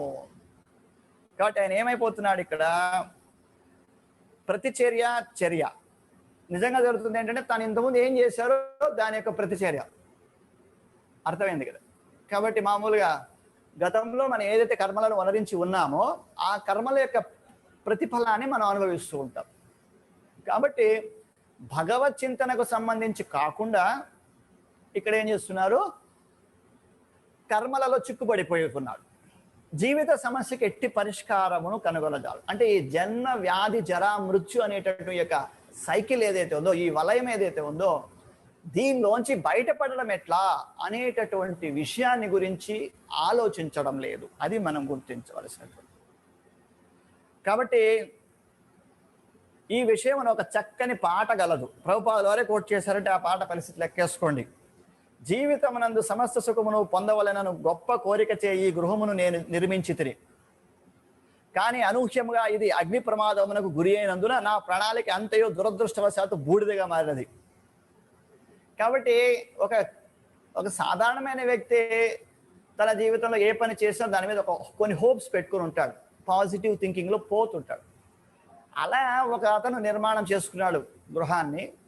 నిర్మాణం చేసుకుంటే ఆ ఇంట్లో ఈ ఇల్లు చేరినప్పటి నుంచి మనం దరిద్రం అయిపోవాలని, కష్టాల పాలైపోవాలని ఎవరన్నా ఇల్లు కట్టుకొని చేరుతామా? చేరం కదా. సో ఎంతో పాజిటివ్తో ఈ ఇంట్లో మనం చాలా చక్కగా ఉండాలని, వంశాభివృద్ధి జరగాలని, సుఖ సంతోషాలతో చక్కగా ఉండాలని ఒక మంచి దీంతో అక్కడ ఏం చేస్తారు, చేరుతారు. కానీ ఏమైపోయింది, అక్కడ అనూహ్యముగా అది అగ్ని ప్రమాదమున గురి అయినది. కాబట్టి ఇతనేమో అనుకున్నది ఒకటి, జరిగింది ఒకటి అనమాట. దీన్ని ఏమంటే ప్రకృతి నియమం. ఇది ఎందుకు జరిగి ఉంటుంది అని అంటే గతంలో యొక్క కర్మల ఫలితం ప్రకారం ఇది జరిగి ఉంటుంది. కానీ ఆ కర్మ ఫలితాలకు సంబంధించిన విషయం ఇతనికి తెలియదు. తెలియజెప్పడానికి ప్రయత్నం చేస్తున్నాడు భగవంతుడు సాధు శాస్త్రం గురువు ద్వారా. అయ్యా నీ పరిస్థితి ఇది, కాబట్టి గతంలో ఏముందో తెలిసినా తెలియకపోయినా ఇప్పుడన్నా ఈ విధంగా ఉన్నావంటే ఏమవుతుంది, నీకు సూక్ష్మంలో మోక్షం కాస్త వాటి యొక్క ప్రభావము, వాటి యొక్క తీవ్రత తగ్గి నువ్వు జాగ్రత్తగా ఉండగలుగుతావు, నీకు ఇబ్బంది లేకుండా ముందుకు వెళ్తావు, భగవద్ధామం చేరుకోగలిగిన పరిస్థితి ఉంటుంది అని చెప్తే దాన్ని పట్టించుకోరు. ఆయనకి ఏదో టైంపాస్ అయిపోయి వచ్చారనుకుంటారనమాట. అర్థమైంది. కాబట్టి ఇక్కడ ప్రకృతి నియమం అట్టిది. ప్రణాళిక ద్వారా భౌతిక జగమునందు సౌఖ్యవంతుడికి ప్రతి ఒక్కరూ యత్నింతురు, ప్రతి ఒక్కరూ హ్యాపీగా ఉండాలనే కోరుకుంటారు. కానీ అతి క్రూరమైన ప్రకృతి నియమం వారి ప్రణాళికలకు నిప్పు పెట్టును. So that is the nature's law అంటాం, నేచర్స్ లా. ప్రకృతి యొక్క నియమం అది. సో ప్రకృతి నియమం ఏం చేస్తుంది? తన పని తాను చేసుకుపోతూ ఉంటుంది, అంతే, ఎవరని చూడదు. అర్థమైంది? అదే మరి వాటికి సంబంధించిన జ్ఞానాన్ని కలిగి ఉండి ప్రకృతికి విరుద్ధంగా నడుచుకోకుండా ఎవరైతే ఉంటారో వాటికి అనుసరిస్తూ ఉంటుంది, వాళ్ళకి అనుకూలం చేస్తూ వెళ్తుంది ప్రకృతి. ఇది మనం అనగా కార్మ్యకర్మ రతుడు తన ప్రణాళికల యందు సుఖముగా లేడు, సుఖము కొరకే అతడు చూపెడి నిరంతర అత్యాస సైతము ఎన్నడూను తనివి నొందదు. తను ఏదో హ్యాపీగా ఉండాలని ఏదైతే ప్రయత్నం చేస్తాడో ఆ అత్యాస ఏదైతే అది దానికి తృప్తి అనేది కూడా తనివి తీరడం అంటే తృప్తి పొందే పరిస్థితి కూడా లేదు. ఇది థర్డ్ చూస్తాం. జనస్య కృష్ణ విముఖస్య దైవాత్ అధర్మశీలస్య సుదుఖితస్య అనుగ్రహాయే చ చరంతి మానం భూతాని భవ్యాని జనార్దనస్య. ప్రభు కృష్ణ విముఖులకు పతిత జీవుల ఎడ కరుణను చూపుటకై పరమ పరోపకారులకు వారు ఆ దేవదేవుని పక్షమున ధరణి అందంతటను సంచరింతురు. కృష్ణ విముఖులు ఇక్కడ పాయింట్. అంటే ఈ పతిత జీవుడు పరిస్థితి ఏమిటంటే కృష్ణ విముఖుడు అంటే కృష్ణుడి పట్ల విముఖతను కలిగి ఉంటారు. కృష్ణుడి పట్ల ఇది బద్ధజీవుడి యొక్క స్థితి మనం గుర్తుంచుకోవాలి. వారి ఎడ కరుణను చూపుటకై పరమ పరోపకారులకు ఆ దేవదేవుని పక్షమున ధరణి అంతటను సంచరించుతుందరు. కాబట్టి భగవద్భక్తులు, ఈ సాధువులు, ఆచార్యులు వీళ్ళు ఏం చేస్తుంటారంటే ఈ కృష్ణ విముఖులు అయినటువంటి యొక్క పతిత జీవుల్ని ఉద్ధరించడం కోసం, వారి పట్ల కరుణను కలిగి ఉండి వారిని ఉద్ధరించడం కోసం వీళ్ళు ప్రపంచమందంతటా సంచరిస్తూ ఉంటారు. అర్థమైంది? కనుక ఇక్కడ భాష్యంలో శిల ప్రభుపాదుల వారు తెలియచేస్తున్నారు, దేవదేవుడకు శ్రీకృష్ణునకు భక్తిపూర్వక సేవ వనరించుట తప్ప మనుజునకు వేరొక కార్యము లేదు. One has to render the loving devotional service to Krishna. That is the ultimate and sublime for this life. ఈ యొక్క మానవ జీవితానికి అత్యుత్తమమైనటువంటి, శ్రేష్టతమైనటువంటి, ఉన్నతమైనటువంటి కార్యం ఏమిటి అని అంటే కృష్ణుడికి భక్తితో సేవ చేయడం. వేరొక కార్యం లేదు. ప్రభుపాదుల వారు చెప్తారు, తత్కారణమున దివ్యముకు ప్రేమయుత సేవ తప్ప అన్యముకు ఏ కార్యమైనను దాదాపు భగవదిచ్ఛకు విరుద్ధముగా చేయబడు తిరుగుబాటు చర్యయే. కాబట్టి కృష్ణాస్ డిజైర్ అనేది ఒకటి ఉంది. కృష్ణుడి యొక్క కోరిక, మన కోరిక ఓకే, మన దండి ఉన్నాయి. కృష్ణుడి కోరిక ఏంటి అని అడిగితే కృష్ణుడు ఏం చేస్తాడు? పతితులైనటువంటి జీవులందరూ కూడా తన భక్తితో సేవ చేయడం ద్వారా తిరిగి తన ధామానికి వచ్చేయాలి అనేది కృష్ణుడి కోరిక. అది చేయనంత వరకు ఏమవుతారు? వాళ్ళు జన్మ వ్యాధ్యారామృతులు ఇక్కడే పడి ఉంటారు. ఓకే, కాబట్టి ఇక్కడ అలా భక్తితో సేవ చేయడం ద్వారా మాత్రమే ఉద్ధరింపబడతారు అనేది ఇక్కడ చెప్పారు. కాబట్టి అది తప్ప మిగతా ఏమి చేసినా కానీ ఏమవుతుంది అని అంటే కృష్ణుడి యొక్క ఇచ్ఛకు వ్యతిరేకంగా మనం ప్రవర్తించినట్లు, అంటే కృష్ణుడి యొక్క కోరికకు వ్యతిరేకంగా చేయబడినట్లు. సో వ్యతిరేకంగా చేయడాన్ని ఏమంటాము? తిరుగుబాటు అంటాం. వ్యతిరేకంగా చేసేదాన్ని ఏమంటావు? తిరుగుబాటు అంటాం. కాబట్టి కృష్ణుడి యొక్క అభీష్టమునకు వ్యతిరేకంగా మనం ప్రవర్తించిన వాళ్ళం అవుతాం. అది దానివల్ల ఏమవుతుంది? కష్టమే జరుగుతుంది తప్ప ఆనందం రాదు, దుఃఖమే వస్తుంది. ఓకేనా? కాబట్టి అది తిరుగుబాటు చర్య. ఆ తర్వాత భగవానుని అనన్య భక్తులు పతిత జీవుల ఎడ పరమ కరుణను కలిగిండ్రు. కాబట్టి ఈ విషయాన్ని తెలియజెప్పడం కోసం భగవంతుడి యొక్క భక్తులు ఎవరైతే ఉన్నారో వాళ్ళు ఏం చేస్తారు? పతిత జీవుల ఎడ పరమ కరుణను కలిగి ఉంటారు. జీవుల ఎడ పరమ కరుణను కలిగి ఉంటారు. వారిని ఉద్ధరించడానికి ప్రయత్నం చేస్తారు. కనుక వారిని భగవద్ధామమునకు తిరిగి చేర్చవలనే కార్యముతో ఆ మహాత్ములు ప్రపంచమందంతటను సంచరించరు. సో మనం శిల ప్రభుపాదుల వారు మరి అంత వృద్ధాప్యంలో కూడా 11 సంవత్సరాల్లో 14 సార్లు ప్రపంచమంతటా 6 ఖండాలు తిరిగారు. మరి ఏమి బిజినెస్ ట్రిప్పా? కాదు. టూరిస్ట్గా వెళ్ళారా? కాదు. కేవలము ప్రపంచంలో మూలన ఉన్నటువంటి వాళ్ళందరినీ, పతిత జీవుల్ని ఉద్ధరించాలనేటువంటి ఒక కరుణతో ఆయన తిరిగారు, అంతే, వేరే ఏం కాదు. ఓకే, కాబట్టి మనము ఇది గుర్తించాలి. కాబట్టి ఈ ఆచార్యులు అనేటటువంటి వాళ్ళు, సాధువులు అనేటటువంటి వాళ్ళు, అంటే కృష్ణ భక్తులు అనేటటువంటి వాళ్ళు ఏం చేస్తూ ఉంటారంటే ఈ బద్ధ స్థితిలో ఉన్నటువంటి వారిని ఉద్ధరించడం కోసం ప్రపంచమందంతటా పర్యటిస్తూ ఉంటారు, సంచరిస్తూ ఉంటారు. వాళ్ళ పని ఏంటి? వీళ్ళకి హరినామాన్ని అందజేసి కృష్ణ భక్తిని ఇచ్చి ఉద్ధరించడానికి ప్రయత్నం చేయడం. That's all, nothing more than that. అటువంటి సందర్భంలో మరి మనము ఎంతమందికి ఉద్ధరించడానికి ప్రయత్నం చేస్తున్నాం అనేది మనం చూడాలన్నమాట. నాకు ఇంకా అంత స్థాయి రాలేదని అనడానికి లేదు. మనకి ఎంత ఉంది అంతే. మన దగ్గర ఏ భగవంతుడి గురించిన సమాచారం ఎంత తెలుస్తుందో దాన్ని 10 మందికి షేర్ చేసుకోవడం అంతే. అర్థమవుతుంది కదా? కాబట్టి అనేక విషయాలు మనకు అవి నిజానిజాలు తెలిసినా తెలియకపోయినా అందరికీ చేరవేసే పనిలో ఉంటాం. దానివల్ల మంచి జరుగుతుందా చెడు జరుగుతుందా ఇవేం పట్టించుకోకుండా చేరేస్తుంటాం. మరి అప్పుడు మాత్రం సబ్జెక్ట్ ఫుల్గా ఉందా మన దగ్గర? ఆ విషయం వాళ్ళ గురించి వాళ్ళతో మాట్లాడడానికంటే లేదు, కానీ అప్పుడు మాత్రం మాట్లాడేస్తాం ఉత్సాహంగా. కానీ భగవంతుడికి సంబంధించి ఏదైనా చెప్పమంటే మాత్రం ఇంకా అంత లేదంటాం. కాబట్టి అట్లా కాదు. చిన్న పిల్లవాడి దగ్గర నుంచి ముసలి వాళ్ళ వరకు ఎవరైనా సరే వాళ్ళ స్థాయికి తగినట్లుగా భగవంతుడికి సంబంధించినటువంటి పరంపరానుగతమైనటువంటి జ్ఞానాన్ని వాళ్ళు శ్రవణం చేసి దానిని ఇతరులకు పంచాలి.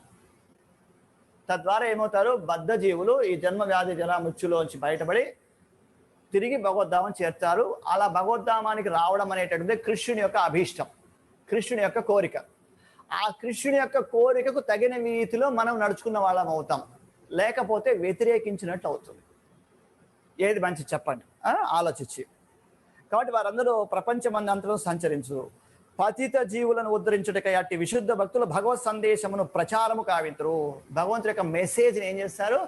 ప్రచారం కావిస్తూ ఉంటారు. కనుక భగవానుని బాహ్యశక్తి ప్రభావము చే మోహితుడైన సామాన్య మానవుడు వారి సాంగత్యమును ఉపయోగించుకునవలను.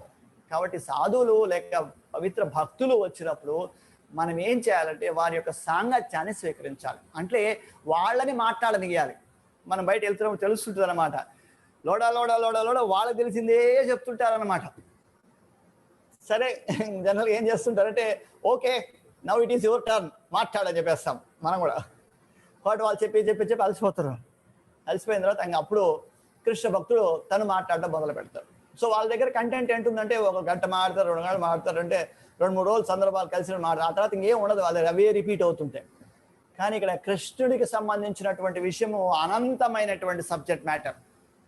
కాబట్టి భగవత్ సందేశం అనేటటువంటిది ఏదైతే ఉందో దాన్ని మనం ఏం చేయాలి? అందరికీ ప్రచారం చేయాలి. అందుకే మొన్న కూడా మీకు చెప్పారు ఏమని, the world holy name festival జరుగుతోంది ప్రపంచవ్యాప్తంగా. ఇప్పుడు ఎందుకు గమనే ఉండొచ్చు కదా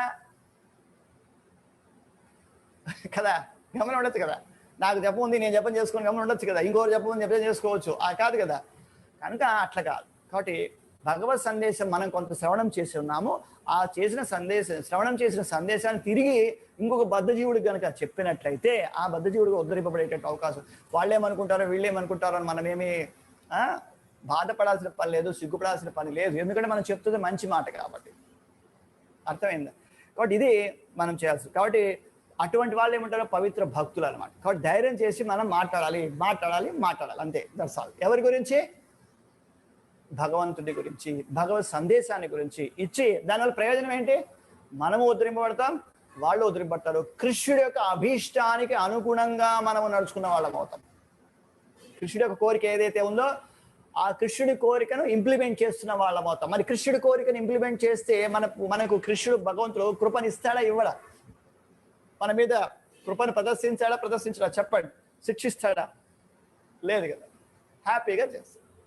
దట్స్ ఆల్. కాబట్టి మనం ఏం చేయాలి? ఈ యొక్క భగవంతుడి యొక్క కృపను అందరికి పంచడానికి మనం ఏం చేయాలంటే మనము భగవత్ సందేశాన్ని ప్రచారం చేయడానికి సిద్ధమవ్వాలి. Next text number 4. తత్సాధువర్యాదిశవస్మశరణం సంరాధితో భగవాన్ ఏన పుంసాం హృది స్థితో యచ్చతి భక్తి పూతే జ్ఞానం సతత్వాధిగమం పురాణం. భావం భాష చెప్పిన భక్తివేద స్వామి శిల ప్రభుపాదికి జయ శ్రీల ప్రభుపాద్. కనుక ఓ సాధువర్య, భగవానుని దివ్యమగు భక్తియుత సేవను గూర్చి దయతో నాకు ఆదేశములసుకము అని విదురుడు మైత్రేయ మహామంతో అడుగుతున్నారు. కాబట్టి భగవానుని దివ్యమగు భక్తియుత సేవను గూర్చి నాకు దయతో నాకు ఆదేశము, you command me, you order me to do that and to do this relating to the Krishna service. కాబట్టి మీరు నాకు తెలియచేయండి అని కూడా అనలా, నన్ను ఆదేశించండి అని చెప్తారు. యు ఆర్డర్ మీ అని చెప్తారు. నాకు ఆదేశములు ఒసగము. అంటే ఎంత వినమ్రత కలిగి ఉన్నాడు చూడండి అక్కడ. అది మనం గుర్తుంచుకోవాల్సిన అంశం. ఓకే, కాబట్టి ఓ సాధువర్య, భగవానుని దివ్యమకు భక్తిత సేవను గూర్చి దయతో నాకు ఆదేశములు ఒసగము. ఎల్లరి హృదయములందు స్థితుడై ఉండు అతడు దానిచే ఆంతరము నుండి పరతత్వ జ్ఞానమును అనగా భక్తి యోగ విధానముచే పవిత్రులైన వారికి మాత్రమే ఒసగబడినట్టి ప్రాచీన వైదిక సిద్ధాంతముల రూపణ ప్రేమతో ఒసగగలడు. కాబట్టి పరతత్వ జ్ఞానము అనేటటువంటిది ఇవ్వగలుగుతాడు భగవంతుడు. ఎవరికి? భక్తితో సేవ చేసేటటువంటి వాళ్ళకి. That's all. అర్థమైందా? రైట్. కాబట్టి శ్రీమద్ భాగవతంలోని ప్రథమ స్కంధంలో ఇదివరకే వివరింపబడినట్లుగా జ్ఞాత యొక్క అవగాహన సమర్థతను బట్టి పరతత్వం 3 దశలుగా అవన్నీ ఒకటే అయినప్పటికీ అనుభూతమగును. పరమ సమర్థుడు ఆధ్యాత్మికవాది భగవానుని విశుద్ధ భక్తుడే. కాబట్టి ఇది డిఫరెంట్ లెవెల్స్ ఆఫ్ పర్సన్స్ ఉన్నాం కాబట్టి మనం ఏం చేయాలి, దానికి తగినట్టుగా ఆ యొక్క ఆచార్యుడు ఏం చేస్తారంటే ఎవరెవరికి ఎంతెంత కావాలో దాన్ని ఇస్తూ వెళ్తారు. దాన్ని మనం ఏం చేయాలి, రిసీవ్ చేసుకుని దానికి తగినట్టుగా నడుచుకోవడం అనేటటువంటిది అవసరం. ఓకే, కనుక ఇక్కడ కృష్ణుడి గురించి చెప్పండి. యాక్చువల్గా ఉద్ధవుడు చెప్పి పంపించాడు, కానీ ఈయన ఏం చేస్తున్నారు, సామాన్య మానవునికి తగినటువంటి విషయాలు ఏవైతే ఉన్నాయో, అవసరమైన విషయాలు ఏవైతే అవన్నీ అడిగి తెలుసుకుంటున్నాడు. అంటే ఆయనకాయన నేను ఎగ్జాల్ట్ డివోట్ అని ఏం ఫీల్ అవ్వడం లేదు. అదే ఒక గొప్ప లక్షణం. నేను గొప్ప భక్తుడిని, నాకు ఇది చాలు, దాని తర్వాత చెప్పనడం లేదు. మనం కూడా ఏం చేస్తుంటామంటే ఏదైనా ప్రవచనంలో ఒక కథ వచ్చిందనుకో, మృగారే అనే కథ వచ్చింది అనుకుందాం. ఆ మృగారే అనే కథ ఇంతకుముందు ఒకసారి వినుంటాం, మళ్ళీ ఒకసారి వినుంటాం, మళ్ళీ అనేక సందర్భాల్లో కథ వస్తుంది, అందులో సందేహమే లేదు. కానీ మృగారే అని మొదలు పెట్టగానే ఇదే తెలుసులే అనుకునేస్తాం. కానీ అదిగా ఒక్కొక్క సందర్భంలో ఆ స్టోరీలో నుంచి ఒక్కొక్క వాల్యూ పాయింట్ తీస్తుంటారు బయటికి. అర్థమైంది? కాబట్టి ఆ హరినామాన్ని ఆశ్రయిస్తే ఏం జరుగుతుంది అని ఒక స్థాయిలో చెప్పుంటారు. రెండోసారి భక్తుల సాంగత్యంలో ఉంటే ఏం జరుగుతుంది ఇంకో స్థాయిలో తెలిసి ఉంటుంది, ఎక్స్ప్లెయిన్ చేస్తుంటారు. ఇంకొకరి తర్వాత హరినామ జపం చేసిన తర్వాత మరి దానికి ఆహారం ఎట్లా అని అంటే దానికి సమాధానం ఇంకో చోట వస్తుంది.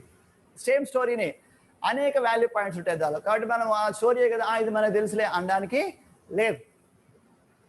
అర్థమైంది? కాబట్టి ప్రతిసారి కూడా దాన్ని వింటూ ఉంటే ఒక కొత్త పాయింట్ దానిలో ఉంటుంది. మామూలు story, return of the story will not change, అది మారదు. కానీ దానిలో వచ్చే పాయింట్స్ ఏమవుతుంటాయో చేంజ్ అవుతుంది సెన్స్ కొత్త దాని నుంచి మనం ఎక్స్ట్రాక్ట్ చేసి దాన్ని ఆస్వాదిస్తూ ఉంటాం అన్నమాట. The story and characters all are same.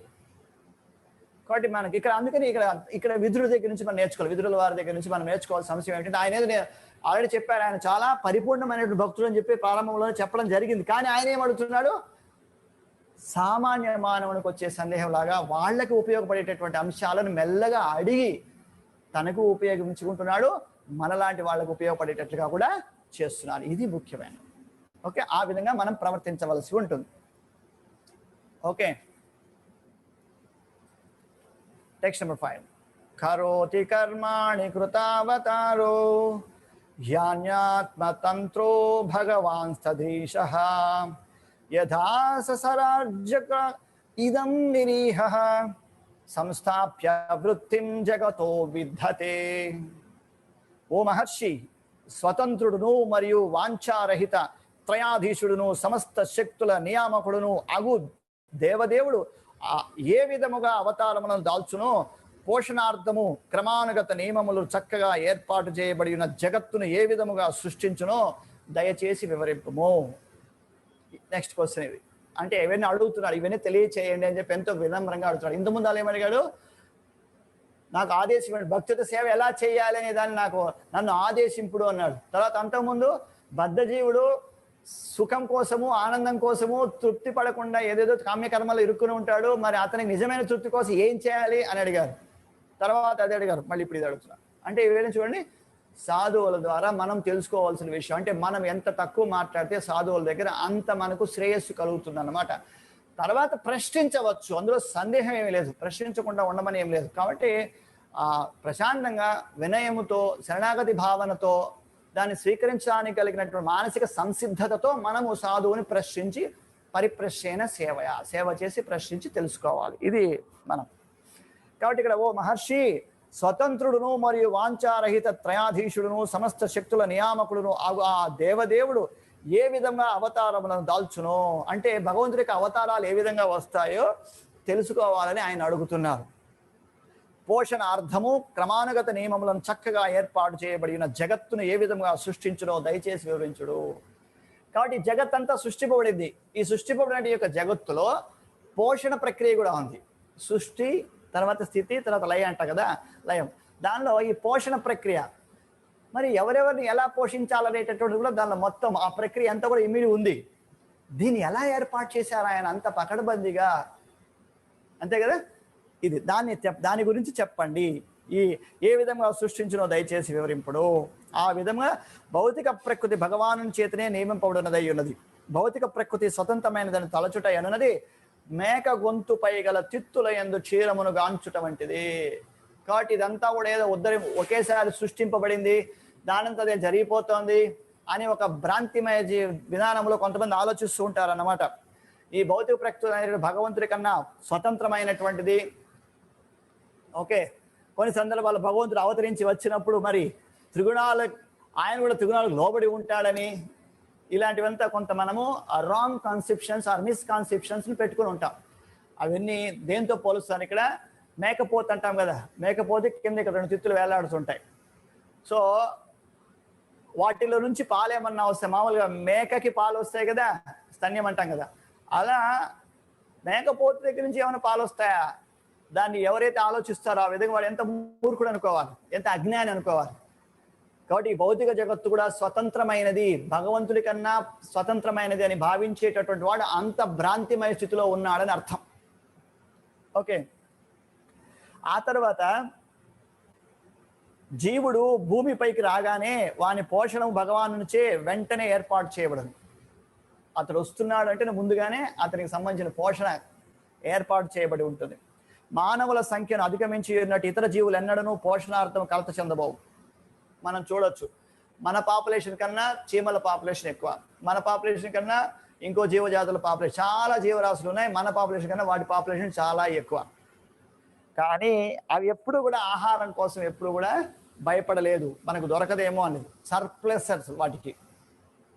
ఒక పులి కానీ సింహం కానీ ఒక పెద్ద జంతువుని వేటాడేసింది అని అంటే తను తినగలిగినంత ఏం చేస్తుందో తినేసి మిగతా వదిలేస్తే చిన్న చిన్న జంతువులు వచ్చి మిగతా తినిపోతాయి. తర్వాత మళ్ళీ ఆకలి వేసినప్పుడు ఇంకో దాని గురించి చూసుకుంటుంది, అంతే. ఈ లోపల ఆకలిగా లేనప్పుడు, అంత ప్రకృతి నియమం చూడండి, ఆకలిగా లేనప్పుడు పులి అయినా సరే, ఉదాహరణకు ఒక జింక పులి పక్కపక్కనే ఉన్నా కూడా ఒకదానికి ఒకటి హాని చేసుకో. అఫ్కోర్స్ జింక ఏం చేయదు అనుకోండి, పులి దాన్ని గురించి ఆలోచించదు. ఎందుకు? ప్రకృతి నియమం ప్రకారం నాకు కడుపు నిండింది, ఇంకా నాకు ప్రస్తుతానికి పని లేదు. ఒక్క ఆలోచన ఆ విధంగా, ఇప్పుడు కడుపు నిండింది మరి రాత్రికో అనే భావన ఉండేది ఒక మానవుడికి మాత్రమే.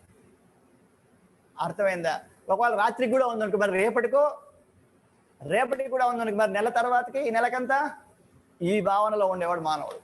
అంటే చూడండి, కాబట్టి అట్లాగా వాటికి ఎప్పుడూ కూడా పోషణకు సంబంధించిన సమస్యలు లేవు. ఒక్క మానవుడికి మాత్రమే పోషణకు సంబంధించిన తెగ బాధపడిపోతుంటారు అన్నమాట. దీనిలోంచి మనం బయటపడాలి. ఓకేనా? కాబట్టి ఇతర జీవులు ఎన్నడూ పోషణార్థం కలత చెందబోవు. తిండి లేక అవి మరణించుటయు కనిపించదు. ఏదైనా పెద్ద పెద్ద కరువు కాటకాలు వస్తే తప్ప, బాగా విపరీతమైన వచ్చినప్పుడు అది కొన్ని ప్రకృతి వైపరీత్యాలట, అలాంటి సందర్భాల్లో తప్ప ఆహారం లేకుండా చచ్చిపోయినాయి అనేటటువంటి పరిస్థితి ఎన్ని అడవుల్లో పోయి చూసినా ఉండవు. మనకన్నా ఎక్కువ పాపులేషన్ ఉంటాయి, అంతే కదా. కాబట్టి మనం చూడొచ్చు, తిండి లేక అవి మరణించడం కనిపించదు. కేవలం మానవ సంఘమే ఆహార పరిస్థితిని గాంచి కలత చెందుతుండను.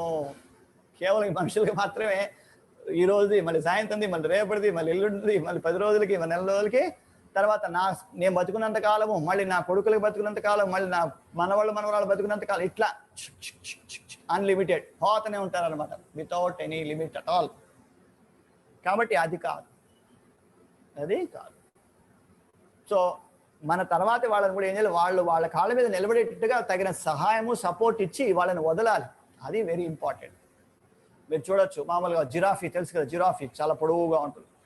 జిరాఫీకి సంతానం కలగంగానే భూమి మీద పడుతుంది. ఆ చిన్న జిరాఫీ భూమి మీద పడుతుంది. పడంగానే ఏం చేస్తారంటే ఆ చిన్న జిరాఫీని చంపి తినేయాలని అనేక రకాలైన క్రూర జంతువులన్నీ కాచుకుని ఉంటాయి, అంతే కదా. ఆ యొక్క చిన్న జిరాఫీని లేత మాంసం అంటారు వాళ్ళు, ఈ క్రూర మృగాలు. కాబట్టి అవి కాచుకొని ఉంటాయి. అందువల్ల ఏం చేస్తుంది, జిరాఫీ ఏదో ఒక మూల ప్రాంతానికి వెళ్ళి కనేస్తుంది. కనిన తర్వాత ఏం చేస్తుంది, ఆ జిరాఫీ హ్యాపీ కూర్చొని ఇట్లా ఉంటుంది అనమాట. ఇది చిన్న జిరాఫీ బిడ్డ. ఒక్క తనుదంతుంది, ఎగిరి అవతల పడుతుంది. ఆ చిన్న జిరాఫీ ఎగిరి అవతల పడుతున్నాడు. అలా పడంగానే వెంటనే అక్కడ పోతుంది, అమ్మో మళ్ళీ అక్కడ కూర్చో ఉంటుంది. అక్కడ కూర్చుని ఉండగానే మళ్ళీ వెంటనే అక్కడ కూడా తంతుంది. అలా వెళ్ళి 4-5 సార్లు తంతునే ఉంటుంది. అవతల వెళ్ళి దూరంగా వెళ్ళి తలుతుంది. ఇంకా లాభం లేదు, ఇంకోసారి దూరంగా పడింది కదా. పడిన తర్వాత ఏమవుతుంది, అక్కడ అమ్మ ఇట్లా వస్తూ ఉంటుంది. వస్తుంటే ఈ లోపల లేచి కష్టపడి లేచి నిలబడుతుంది అన్నమాట. కాబట్టి ఆ జిరాఫ్ ఏమైంది, అక్కడ ఫస్ట్ కూర్చునింది, ఆ తర్వాత తన కాళ్ళ మీద తను నిలబడడానికి ప్రయత్నం చేసింది. ఆ తర్వాత ఇంకా ఏం చేసింది, అమ్మ వస్తుందంటే ఇది పరిగెత్తేస్తుంది. అంటే పరిగెత్తడంగా నేర్పించేసింది. ఎందుకు, తనను తాను ఈ క్రూర జంతువుల బారి నుంచి కాపాడుకోవడం కోసం. తను ఎట్లా కాపాడగలుగుతుంది, కాపాడలేదు కదా. ఓకే, కాబట్టి అంటే ఏంటి, ఇది కలిగి ఉండాలి. కానీ చూడండి వాటికి ఉన్నటువంటిది మనకి మానవ సమాజంలో మరి చూడండి, ఇంకా ఎంతసేపు మనకు వాళ్ళు సంపాదించి ఎత్తి పెట్టలేదే, మనకి ఇంకా అది ఇవ్వలేదు ఇది ఇవ్వలేదు అని కోరుకునే మనస్తత్వాన్ని పెంచుతారు తప్ప, మీరు ప్రశ్న తీసుకోండి, మీరు ఇచ్చింది చాలు, మాకు ఇప్పటికే చాలా ఎక్కువ ఇచ్చారు, మేము కష్టపడుతున్నాం కదా, మేము చేస్తున్నాం కదా అనేటటువంటి భావన కలిగి ఉన్నటువంటి బిడ్డలు తక్కువ పర్సెంట్ ఉంటారు. Very very little percent. వీళ్ళు కూడా అట్టే ఉంటారు, ఇంకా సంపాదిద్దాం 60 ఏళ్ళు దాటిపోయినా, రిటైర్మెంట్ అయిపోయినా కూడా మళ్ళీ ఏదో చేస్తారు. పోయి బాగున్నాం కదా, పోయి ఏదైనా వ్యాపారం చేసుకుందాం అని చెప్పి అంటారు. నో, చదవాలి బాగా గ్రంథాలు, వీటంతా చదువుకొని అర్థం చేసుకుని పిల్లలకి ఆధ్యాత్మిక జ్ఞానాన్ని ఇవ్వాలి. తద్వారా మనం కూడా ఉద్ధరింపబడాలి. ఇది ముఖ్యం. సో ఇక్కడ ఏం చెప్తున్నారంటే, అందుకనే ఇతర ప్రకృతి పరంగా ఉండేటటువంటి నడుచుకునేటటువంటి ఇతర జీవరాశులు ఏవి కూడా అవి బాధపడడం లేదు, ఆహార పోషణ విషయమై కలత చెందడం లేదు. కేవలం మానవుల సంఘం మాత్రమే ఇది ఉందాం. కాబట్టి కార్యనిర్వహణ మందలి అక్రమములను కప్పిపుచ్చుటకు అది అత్యధిక జనాభా వృద్ధిని సాకుగా తీసుకున్నట్టు జరుగుతున్నదో, వాళ్ళు ఇస్తున్నట్టు స్కీమ్స్ లేక ప్రాజెక్టులు ఏవైతే ఇస్తున్నారో దానిలో జరుగుతున్నటువంటి లోటుపాట్లు, అక్రమము, అది క్లియర్గా మెన్షన్ చేశారు. అక్రమము, అవినీతి ఏదైతే ఉంటుందో దాన్ని కప్పిపుచ్చుకోవడానికి జనాభా పెరిగిపోతుందో అని చెప్తారనమాట. కానీ అదేం లేదు అక్కడ ఒరిజినల్గా అయితే. కాబట్టి పెంచుకుంటూ మనం ఈ విధంగా దాచిపెట్టుకోవడం కనుక తగ్గించుకుంటే ఆటోమేటిక్గా అందరికీ బాగుంటుంది. అందుకే మన డివోటీస్ ఒకసారి చెప్తుంటారు, ఈవెన్ ఒక మహారాజ్ చెప్తారనమాట, ఆహార కొరత అనేటట్లు అసలు లేదు. ఇప్పుడు ఉదాహరణ మనకు 130 కోట్ల జనాభా మనం ఉన్నాం. 130 కోట్ల జనాభాలో ఉదాహరణకి 60 కోట్లు కుటుంబాలు అనుకుందాం. దానిలో సంపాదించే వాళ్ళు ఒక 40-50 కోట్లు అనుకుందాం. ఆ 40-50 కోట్ల వాళ్ళు సంపాదిస్తున్నారు కాబట్టి వాళ్ళు ఒక పూటకి ఒక ప్లేటు భోజనం ఎవరికైనా పిలిచి పెట్టారని అనుకోండి, ఎంతమందికి బెనిఫిట్ వస్తుంది చూడండి. ఒక్క ప్లేట్ భోజనం చాలు, ఒక్క లంచ్. ప్రతి ఒక్కరు ఎంతమంది, ఒక 50 కోట్ల మంది. చూసారా, మరి ఏమైంది, ఇంతమంది మళ్ళీ అన్నం అందినట్లే కదా, ఆహారం అందినట్లే కదా. కానీ అలా ఏమైనా చేస్తున్నారంటే వెరీ రేర్. కాబట్టి ఆహార సమస్య లేదు. ఏ కాడికి ఏముండదు, ఇంకా ఎత్తి పెట్టుకుందాం, ఇంకా దాచిపెట్టుకుందాం అనే ప్రోగ్రాంలో ఉంటారన్నమాట. ఇది ఇబ్బంది. కాబట్టి ప్రపంచంలో ఏదైనా కొరత ఉండొచ్చో అది కేవలము భగవత్ చైతన్యపు కొరత మాత్రమే. శిల ప్రభుపాద చెప్తారు, అంటే గాడ్ కాన్షియస్నెస్. ఆ గాడ్ కాన్షియస్నెస్ అనేది తక్కువగా ఉంది ఇప్పుడు, అంతేగాని ఇంకా ఏ విధమైన తక్కువ లేదు మనకు. లేకొనొచ్చో భగవత్ కరుణ చే దేనికి ఇచ్చట కొరత లేదు. భగవంతు యొక్క కృప వలన చెప్పాడు, పుట్టబోయే ముందే ఆహారం రెడీ అయిపోతుంది, అంతే కదా. తల్లి పాల రూపంలో ఆహారం సిద్ధంగా ఉంటుంది ఆ బిడ్డకి. జంతువులకు కూడా అంతే, పుట్టక ముందే వాళ్ళు గర్భంలో తయారవుతున్నాడు అనగానే అక్కడ పాలు కూడా తయారవుతూ ఉంటాయి, ఆహారం అదే కాబట్టి. కాబట్టి భగవంతుడు ఏం చేస్తాడు, అంత పక్కాగా ఏర్పాటు ఉంది, ప్రతి ఒక్కరిని పోషించడానికి తగినటువంటి విధానం ఉంది. కానీ ఇక్కడ మానవుడి యొక్క ప్రాబ్లం వలన ఏమవుతుంది, ఆర్టిఫిషియల్గా కరువు అనేది ఉందన్నమాట, ఇక్కడ కృత్రిమమైనటువంటిది. కాబట్టి భగవత్ కరుణ ఈ యొక్క సమాజంలో ఏ కొరత లేదు. ఉన్నది ఒకే ఒక కొరత, గాడ్ కాన్షియస్నెస్, అంటే భగవత్ చైతన్యం అనేది మాత్రమే కొరతగా ఉంది. ఓకేనా, మనం చూడొచ్చు. Text number 6. యథా పునఃస్వేఖ ఇదం నివేశ్య శేతే గుహాయాం సనివృత్త వృత్తి యోగేశ్వరాధీశ్వర ఏక ఏత అనుప్రవిష్టో బహుదా యథాసీత్. ఆకాశ రూపమున విస్తరించి తన హృదయమునందు శయనించి ఆ విధముగా సమస్త సృష్టిని ఆ మహా ఆకాశమునందుంచి పలు జీవులుగా వివిధ జీవజాతులుగా వ్యక్తమయ్యేది వారు అతడు విస్తరించును. యోగీశ్వరుడును అధీశ్వరుడును అయిన కారణమున ఆ దేవదేవుడు తన పోషణార్థము ఎట్టి ఎత్తమును కావింపన అవసరం లేదు. ఆ విధంగా అతడు జీవులందరికీ భిన్నుడై ఉన్నాడు. సో భగవంతుడు తన పోషణార్థమే ఏం చేసుకోవాల్సిన అవసరం లేదు. ఆయన అధీశ్వరుడు, యోగేశ్వరుడును మరియు అధీశ్వరుడును. కాబట్టి మనం చూడొచ్చు, ఈ సూర్యుని చుట్టూ ఈ గ్రహాలు ఇవి తిరుగుతున్నాయని చెప్తున్నాము. ఓకే, మరి కొన్ని కోట్ల సంవత్సరాల తరబడి అవి సూర్యుడి నుంచి భూమి ఎంత దూరంలో ఉందో ఆ ఎలిప్టికల్ ఆర్బిట్ ఏదైతే ఉందో, దీర్ఘవృత్తాకార కక్ష అంటాం కదా, అలా తిరుగుతూనే ఉంది దాని యొక్క గతిని మార్చుకోకుండా. అలాగే ఇతర గ్రహాలు, అలాగే ఇతర విశ్వంలోని అనేక పదార్థాలన్నీ కూడా. మరి ఇవన్నీ ఎవరు నియంత్రిస్తున్నారు అనేటటువంటిది అనమాట. ఇక్కడ అందుకే చెప్పారు, తన శరీరమును ఆకాశ రూపమున విస్తరించిన తన హృదయమునందు శయనించి, తన హృదయాన్ని ఏం చేస్తారు, ఆకాశ రూపంలో విస్తరింపజేసి పెట్టారనమాట. దాన్ని అంతా కూడా ఇతనే మానిటర్ చేస్తున్నాడు. అధీశుడు, ఆయన యోగేశ్వరుడు, ఎవరు భగవంతుడు. ఆ దేవదేవుడు ఇంత పని చేస్తున్నటువంటి వారు కాబట్టి తన పోషణార్థమై ఏం చేయాల్సిన అవసరం లేదు. ఓకే, తర్వాత చూసినట్లయితే సెవెంత్ టెక్స్ట్. క్రీడన్ విధత్తే ద్విజగోసురాణం క్షేమాయ కర్మాణ్యవతార వేధై మనోన తృప్తస్యపి శృణ్వతానః సుశ్లోకమౌళేశ్వరితామృతాని. భావభాషణేసి భక్తివేదన స్వామి శిల ప్రభుపాద్ కీ జయ. శిల ప్రభుపాద్. ద్విజులు, గోవులు, దేవతల క్షేమము కొరకై ఉన్న వివిధ భగవద్ అవతారముల మంగళ చరితమును గూర్చి వివరింపుడు. ఆ దేవదేవుని దివ్య కర్మలను నిరంతరము శ్రవణము చేయుచున్నప్పటికీ మా మనసులు ఎన్నడూ తనివి నొందబోవు. ఓకే, ఇక్కడ చూడండి, అంటే ద్విజులు, గోవులు, దేవతల క్షేమము, దేవతలు, ఈ ముగ్గురు యొక్క క్షేమం కొరకై ఉన్న వివిధ భగవద్ అవతారములు. భగవంతుడు ఎప్పుడు వచ్చినా కూడా వీళ్ళ ముగ్గురి కోసమే వస్తుంటారు అనమాట, ద్విజులు, గోవులు, దేవతలు.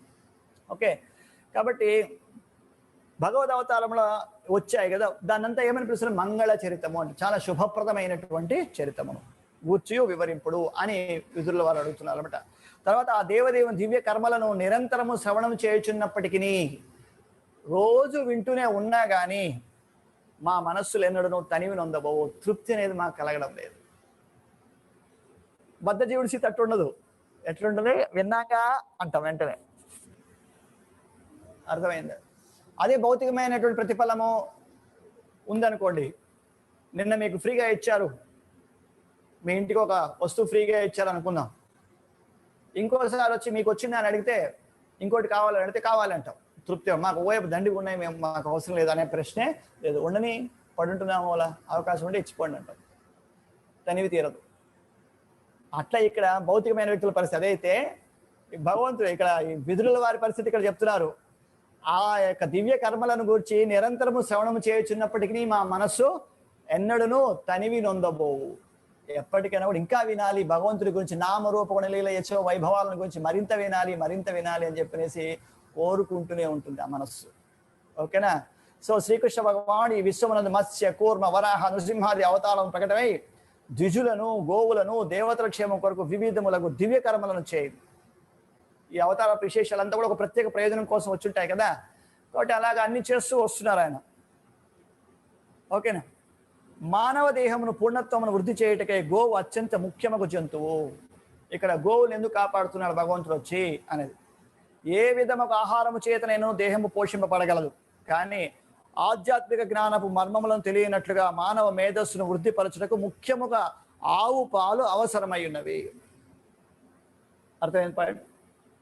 శరీరం పోషింపబడడానికి ఏ దిన పర్వాలేదు, గడ్డిగా శాతం, కానీ మేధస్సు పెరిగి ఆధ్యాత్మిక జ్ఞానం పెరిగి భగవత్ చింతన పెరగాలి అని అంటే, ఇక్కడ చూడండి, మానవ మేధస్సును వృద్ధిపరచుటకు ఆధ్యాత్మిక జ్ఞానపు మర్మమును తెలుసుకున్నట్లుగా అలాంటి మానవ యొక్క మేధస్సు పెరగాలి అని అంటే ఆవు పాలు అవసరమై ఉన్నది. అంటే ఈ యొక్క కౌ మిల్క్ అంటాం కదా, ఏది నాటు ఆవులు అంటాం కదా, దేశవాళీ, జెర్సీ కాకుండా. ఓకే, దేశవాళీ ఆవులు. ఆ ఆవుల యొక్క పాలు చాలా అవసరమైనటువంటిది. దేనికిది? మానవ మేధస్సు వృద్ధిపరచుటకు, ద మెమరీ పవర్ పెరగడానికి. ఎన్నెన్నో టానిక్స్ తాగుతుంటారు టు ఇంప్రూవ్ ద మెమరీ. కానీ ఒరిజినల్గా చేయాల్సింది ఏంటి? ఇక్కడ భాగవతం చెప్పబడిన విషయం ప్రకారం చక్కటి ఆవు పాలు తీసుకోవాలి. ఏది? నాటు ఆవు పాలు అంటే కదా మన భాషలో అదనమాట. ఓకే, ఆవు పాలు అవసరమైనది. నాగరిక మనుజుడు పళ్ళు, కాయగూరలు, ధాన్యము, చక్కెర, పాలు వంటి ఆహారం పైననే జీవించవలను. కాబట్టి ఇప్పుడు చెప్పిన ఆహారం ఏదైతే దాన్ని నాగరిక మానవుడు అంటుంటే, మానవుడు దానిలో మళ్ళీ నాగరిక మానవుడు. నాగరిక మానవుడు ఏం తీసుకోవాలి? ఆవు పాలు, పండ్లు, కాయగూరలు, ధాన్యము, చక్కెర ఇటువంటి ఆహారంతోనే జీవించాలి. అతన్ని ఏమంటారు? నాగరిక మానవుడు. రైట్. అలా కాదు అంటే ఏమనతో అర్థం చేసుకోవచ్చు. సో ఎందుకంటే ఈ ఆవు పాలు అంత శక్తివంతమైనది, అంత మేధస్సును పెంచేటటువంటి. ఒకనొక సందర్భంలో దీని ప్రభుపాదులు ఒక ఎగ్జాంపుల్ కూడా చెప్పారు. మన దేశంలో ఇంగ్లీష్ వాళ్ళు ఉన్నారు అప్పుడు, బ్రిటిష్ వాళ్ళ పరిపాలన మన దేశం ఉంది అప్పుడు. ఒకనొక సందర్భంలో ఒక చోట ఇద్దరు ఇంగ్లీష్ వాళ్ళు బాగా పోట్లాడుకుంటున్నారు, ఒకరినొకరు గాయపరుచుకున్నారు, చాలా ప్రాబ్లం అయింది వాళ్ళిద్దరికి. వాళ్ళిద్దరు అప్పుడు కోర్టుకు వెళ్ళారు. ఇద్దరు కోర్టుకు వెళ్ళి ఎవరైతే నష్టపోయాడో ఆ వ్యక్తి కోర్టుకు వెళ్ళాడు. కోర్టుకు వెళ్ళిన తర్వాత మరి నీ వాదనను సమర్థించడానికి ఏదైనా సాక్ష్యం తెప్పించగలవా అని అడిగితే బాగా ఆలోచిస్తాడు. అక్కడ ఎవరు కనబడలే. కానీ వీళ్ళిద్దరు గొడవ ఎక్కడైతే జరిగిందో దానికి సమీపంలో ఒక కుటీరంలో ఒక వ్యక్తి కూర్చుని ఉన్నాడు, ఒక బ్రాహ్మణుడు కూర్చుని ఉన్నాడు. కూర్చుని దీని అంతా గమనిస్తున్నాడు. కాబట్టి వాళ్ళు బ్రిటిష్ వాళ్ళు కాబట్టి ఈయన కూడా పాప ఏం చేయలేక గమని కూర్చున్నాడు. అప్పుడు ఆ కోర్టులో నాకు అతను ఒకడు ఉన్నాడు, అతను మాత్రమే నేను చెప్తాడేమో, పిలుస్తా అంటే ఆయన పిలుస్తాడు. ఎవరిని? ఈ బ్రాహ్మణుని పిలుస్తారు. పిలిచినప్పుడు అప్పుడు ఏమవుతుందంటే ఆయన అడుగుతాడు, వీళ్ళ మధ్య జరిగిన వాదోపవాదాలు, సంభాషణ అంతా మీరు విన్నారా? వీళ్ళు ఇంత ఘర్షణకు దారితీయడం కారణం ఏంటి? మీరు ఏమైనా మీరు సాక్ష్యం అని చెప్పి అతను చెప్తున్నాడని అడుగుతారనమాట. అడిగితే అనువాదం చేసి అడిగితే లేదండి, వాళ్ళు ఏం మాట్లాడుకున్నారో నాకైతే తెలియదు అంటాడనమాట. మరి ఏమైపోయింది? అది ఫెయిల్ అయిపోయింది సాక్ష్యం. కానీ ఒకటి మాత్రం నేను చెప్పగలను, మొదట ఎవరు వచ్చారు, మొదటి వాడు ఏం మాట్లాడాడు, రెండో వాడు ఏం మాట్లాడాడు, దీనికి ఇతని ప్రతిగా ఏం మాట్లాడాడు, దీనికి ఇతని ప్రతిగా ఏం మాట్లాడాడు, వీళ్ళ మధ్య జరిగినటువంటి సంభాషణ మాత్రం నేను చెప్పగలను. But I don't know the meaning of them. Meanings మాత్రం నాకు తెలియదు. అంటే అప్పుడు సరే ఏం జరిగిందో చెప్పంటాడు అన్నమాట. అప్పుడు ఆయన ఆ ఇంగ్లీష్ భాష ఏదైతే ఉందో, ఇంగ్లీష్లో జరిగిన ఆ కాన్వర్సేషను, ఆ తగాదాకు దారి తీసినటువంటి ఆ పదాలు, పదజాలము యాజ్ ఇట్ ఈజ్గా వచ్చినప్పటి నుంచి ఫైటు పూర్తయి వీళ్ళు వెళ్ళిపోయే వరకు జరిగిన సంభాషణ అంతా కూడా ఆయన ఇంగ్లీష్ దాన్ని యథాతథంగా చెప్తాడు. ఇది జరిగింది, కానీ దీని అర్థమైతే నాకు తెలియదు, మిగతా మీరు చూసుకోండి అంటాడు. అప్పుడు ఆయనకి తెలిసిపోయింది ఎవరిది తప్పు ఎవరిది ఒప్పు అనేటటువంటిది జడ్జికి. అండ్ చూడండి, అంటే ఏమైంది, just they are nothing but sounds. వాటిని రికార్డ్ చేశాడు అంతే. జస్ట్ లైక్ మనం ఏదైతే ఒక స్మార్ట్ ఫోన్లో ముందర మాట్లాడితే రికార్డ్ అవుతుంది, దానికి ఏం అర్థం కాదు కదా. కానీ అంత మేధస్సు, అది వచ్చి మెషిన్. కానీ ఇతను మానవుడు, బ్రాహ్మణుడు, మేధస్సు. అంత మేధస్సు ఎట్లా వచ్చింది? ఆయన అన్న పదమే, ఈయనన్న పదమే, ఆయన అన్న పదమే, ఈయనన్న పదమే, ఈయనేం వాడాడు, ఆయనేం వాడు, ఇలా A to Z 1 to 1 1 to 1 1 మొత్తం చెప్పేశాడు ఇంగ్లీష్లో. కానీ ఆయనకి ఏం తెలుసు? దాని అర్థమే అయితే తెలియదు. జరిగింది ఇదేం చెప్తాడు అన్నమాట. వాళ్ళు స్టన్ అయిపోతాడు. మీకు ఇంత మేధస్సు ఎలా వచ్చిందంటే అప్పుడు ఆయన కోర్టులో చెప్తాడనమాట, జడ్జి ముందుగా, మేము ఆవు పాలు తీసుకుంటాం అని చెప్తాడు.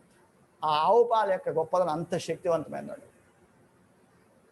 ఓకే, కాబట్టి ఏదేదో కాఫీలు, టీలు, బోర్న్విటాలు, బూస్ట్లు, సంథింగ్ అన్నీ ఇచ్చేస్తుంటారు. కానీ పాలు తాగించడం, అందులో ఆవు పాలు తాగించడం అనేటటువంటిది చాలా ఇంపార్టెంట్. అర్థమైందా? గోవుని మనం చూసుకోవడం అనేది చాలా ఇంపార్టెంట్. అట్లా ఇక్కడ ఇలాంటి ఆహారం తీసుకునే వాళ్ళని ఏమంటారంటే నాగరిక మానవుడు. ఎవరు వీళ్ళు? నాగరిక మానవుడు. That is important.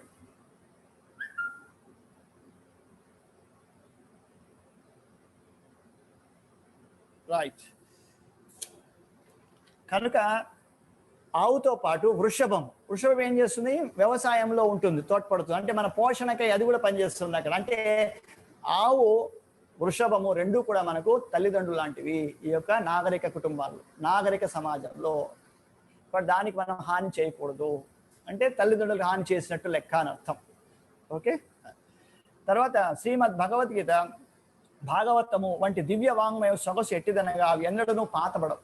ఈ భగవద్గీత, భాగవతం అనేటటువంటిది ఇవి ఎప్పుడు కూడా పాతబడవు, ఓల్డ్ అయిపోవు. ఇది విన్నాం కదా అనడానికి లేదు.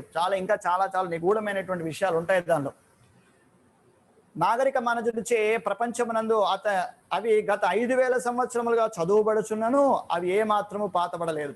విద్వాంసులకు భక్తులకు అవి నిత్య నూతనములుగా ఉండను. భగవద్గీత మరియు శ్రీమద్ భాగవత శ్లోకములను నిత్యము వల్లించినను విదురుని వంటి భక్తులకు తనివి తీరదు. విదురుడు మంచి భక్తులు అని చెప్పుకున్నాం కదా, అటువంటి భక్తులకి ఎన్నిసార్లు విన్నా, ఎన్నిసార్లు చెప్పినా, ఎన్నిసార్లు బండి పఠించినా తనివి తీరదు. Okay, right. కనుక మైత్రేయుని కలుసుకున్నట్టు పూర్వం విదురుడు కృష్ణలీలను పెక్కుమాలు విని ఉండవచ్చును. మైత్రేయుడి దగ్గర రాకముందు కృష్ణలీలను అనేకం విన్నాడు ఈయన, ఎవరు? విదురుడు. అయినను వాటిని వినుడలో అతని ఆ తనివి నొందక వాటినే తిరిగి వల్లింపమని కోరను. ఇది ఇక్కడ శ్రీకృష్ణ భగవానుని మహిమాన్వితమగు దివ్య లీలల స్వభావం ఇదే. కాబట్టి భగవంతుడి యొక్క లీలలు ఎన్నిసార్లు చెప్పుకున్నా, ఎన్నిసార్లు విన్నా మరింత మరింత దానిలో ఏదో కొత్తదనం వస్తుంది తప్ప ఇది పాతదైపోయింది అనడానికి కానీ, ఇది ఏంది ఎన్నిసార్లు ఇదే చెప్పుకుంటారనే దానికి రాదు. ఎవరికి? భక్తులకి. కాబట్టి మనకు దీనిలో విముఖత అనేది కలగకుండా ఉండేటట్టుగా మనం చూసుకున్నట్టయితే మన హృదయం పవిత్రం అవుతూ వస్తుంది. ఎప్పుడైతే శ్రవణం చేస్తూ ఉంటామో వినంగా వినంగా వినంగా ఏమవుతుంది? హృదయ పవిత్రీకరణ జరుగుతుంది. కాబట్టి ఆ హృదయ పవిత్రీకరణ వలన ఏమవుతుంది? మరింత శ్రవణం చేయాలనేటటువంటి తపన ఏర్పడుతుంది. ఇప్పుడు మీరందరూ ఎలాగైతే చక్కగా శ్రవణం చేస్తున్నారో, కొన్ని నెలలుగా చేస్తున్నారు చూడండి, that is what you call that quality of devotees. నాగరిక మానవుల యొక్క లక్షణం అది. ఓకే, అలాగే 8వ శ్లోకంలో చూసుకున్నట్లయితే గుణకర్మలను అనుసరించి జీవులందరూ స్థితి కలిగి ఉండే వివిధ లోకాలోకములను అధిలోకనాథుడు సృష్టించను. వాటి వివిధ రాజులను పాలకులను సైతం అట్లా సృష్టించను. భగవంతుడు ఈ సృష్టిలో అన్ని ఏర్పాటు చేస్తూ వచ్చారనమాట. పరిపాలకులను కూడా ఏర్పాటు చేస్తూ వచ్చారు. సూర్యకాంతి చేరినటువంటి లోకములు కలవు. తమ పూర్వ కర్మానుసారము వచ్చిన జీవించవలసిన జీవులు ఆ ప్రాంతమునందున ఉండుడు. ఇంతకుముందు చెప్పాం, క్రియా ప్రతిక్రియలలో ఈ జీవుడు బంధింపబడి ఉన్నాడు.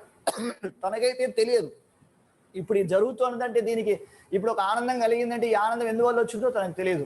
ఒక దుఃఖం కలిగినా, కష్టం కలిగినా అది ఎందువల్ల వచ్చిందో తెలియదు. ఎందుకంటే పూర్వజన్మ స్మృతి అనేటప్పుడు లేదు అతనికి. కానీ అందువల్ల ఏమవుతాడు? చిక్కుపడిపోతుంటాడు. కాబట్టి ఎప్పుడైతే భగవంతునికి శరణాగతిని పొందుతారో అప్పుడేం జరుగుతుంది? ఆ ప్రతిచర్యలు అనేటటువంటివి ఏమవుతాయి? కొంత తీవ్రతను తగ్గించి అతన్ని భక్తియుత సేవలో నియుక్తం చేయబడి తర్వాత అతడు భగవద్ధామం చేయడం తగిన ఏర్పాటు జరుగుతుందన్నమాట. కాబట్టి అందువల్ల ఈ క్రియా ప్రతిక్రియల వలన జీవుడు ఎక్కడెక్కడ ఉంటాడంటే సూర్యకాంతి చేరినటువంటి లోకములలో కూడా ఉండాల్సి వస్తుంది పూర్వజన్మ కర్మానుసారం. అచ్చట జీవించవలసిన జీవులు ఆ ప్రాంతమున ఉందురు.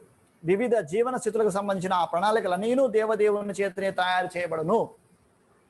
ఆయనే మొత్తం లెక్కలు చూస్తుండేది. చెప్పాం కదా, చైత్య గురువు అంటాము, క్షీరస్థాయి విశ్వరూపంలో ఆయనే మొత్తం గమనిస్తూ ఉండి ఇప్పుడు జరుగుతున్న దానికి ఆయన మొత్తము బాధ్యత ఆయనది. అంటే యాజ్ ఈజ్గా మనకు ఆ ప్రతిఫలాన్ని ఇస్తూ వస్తాడు అంతే.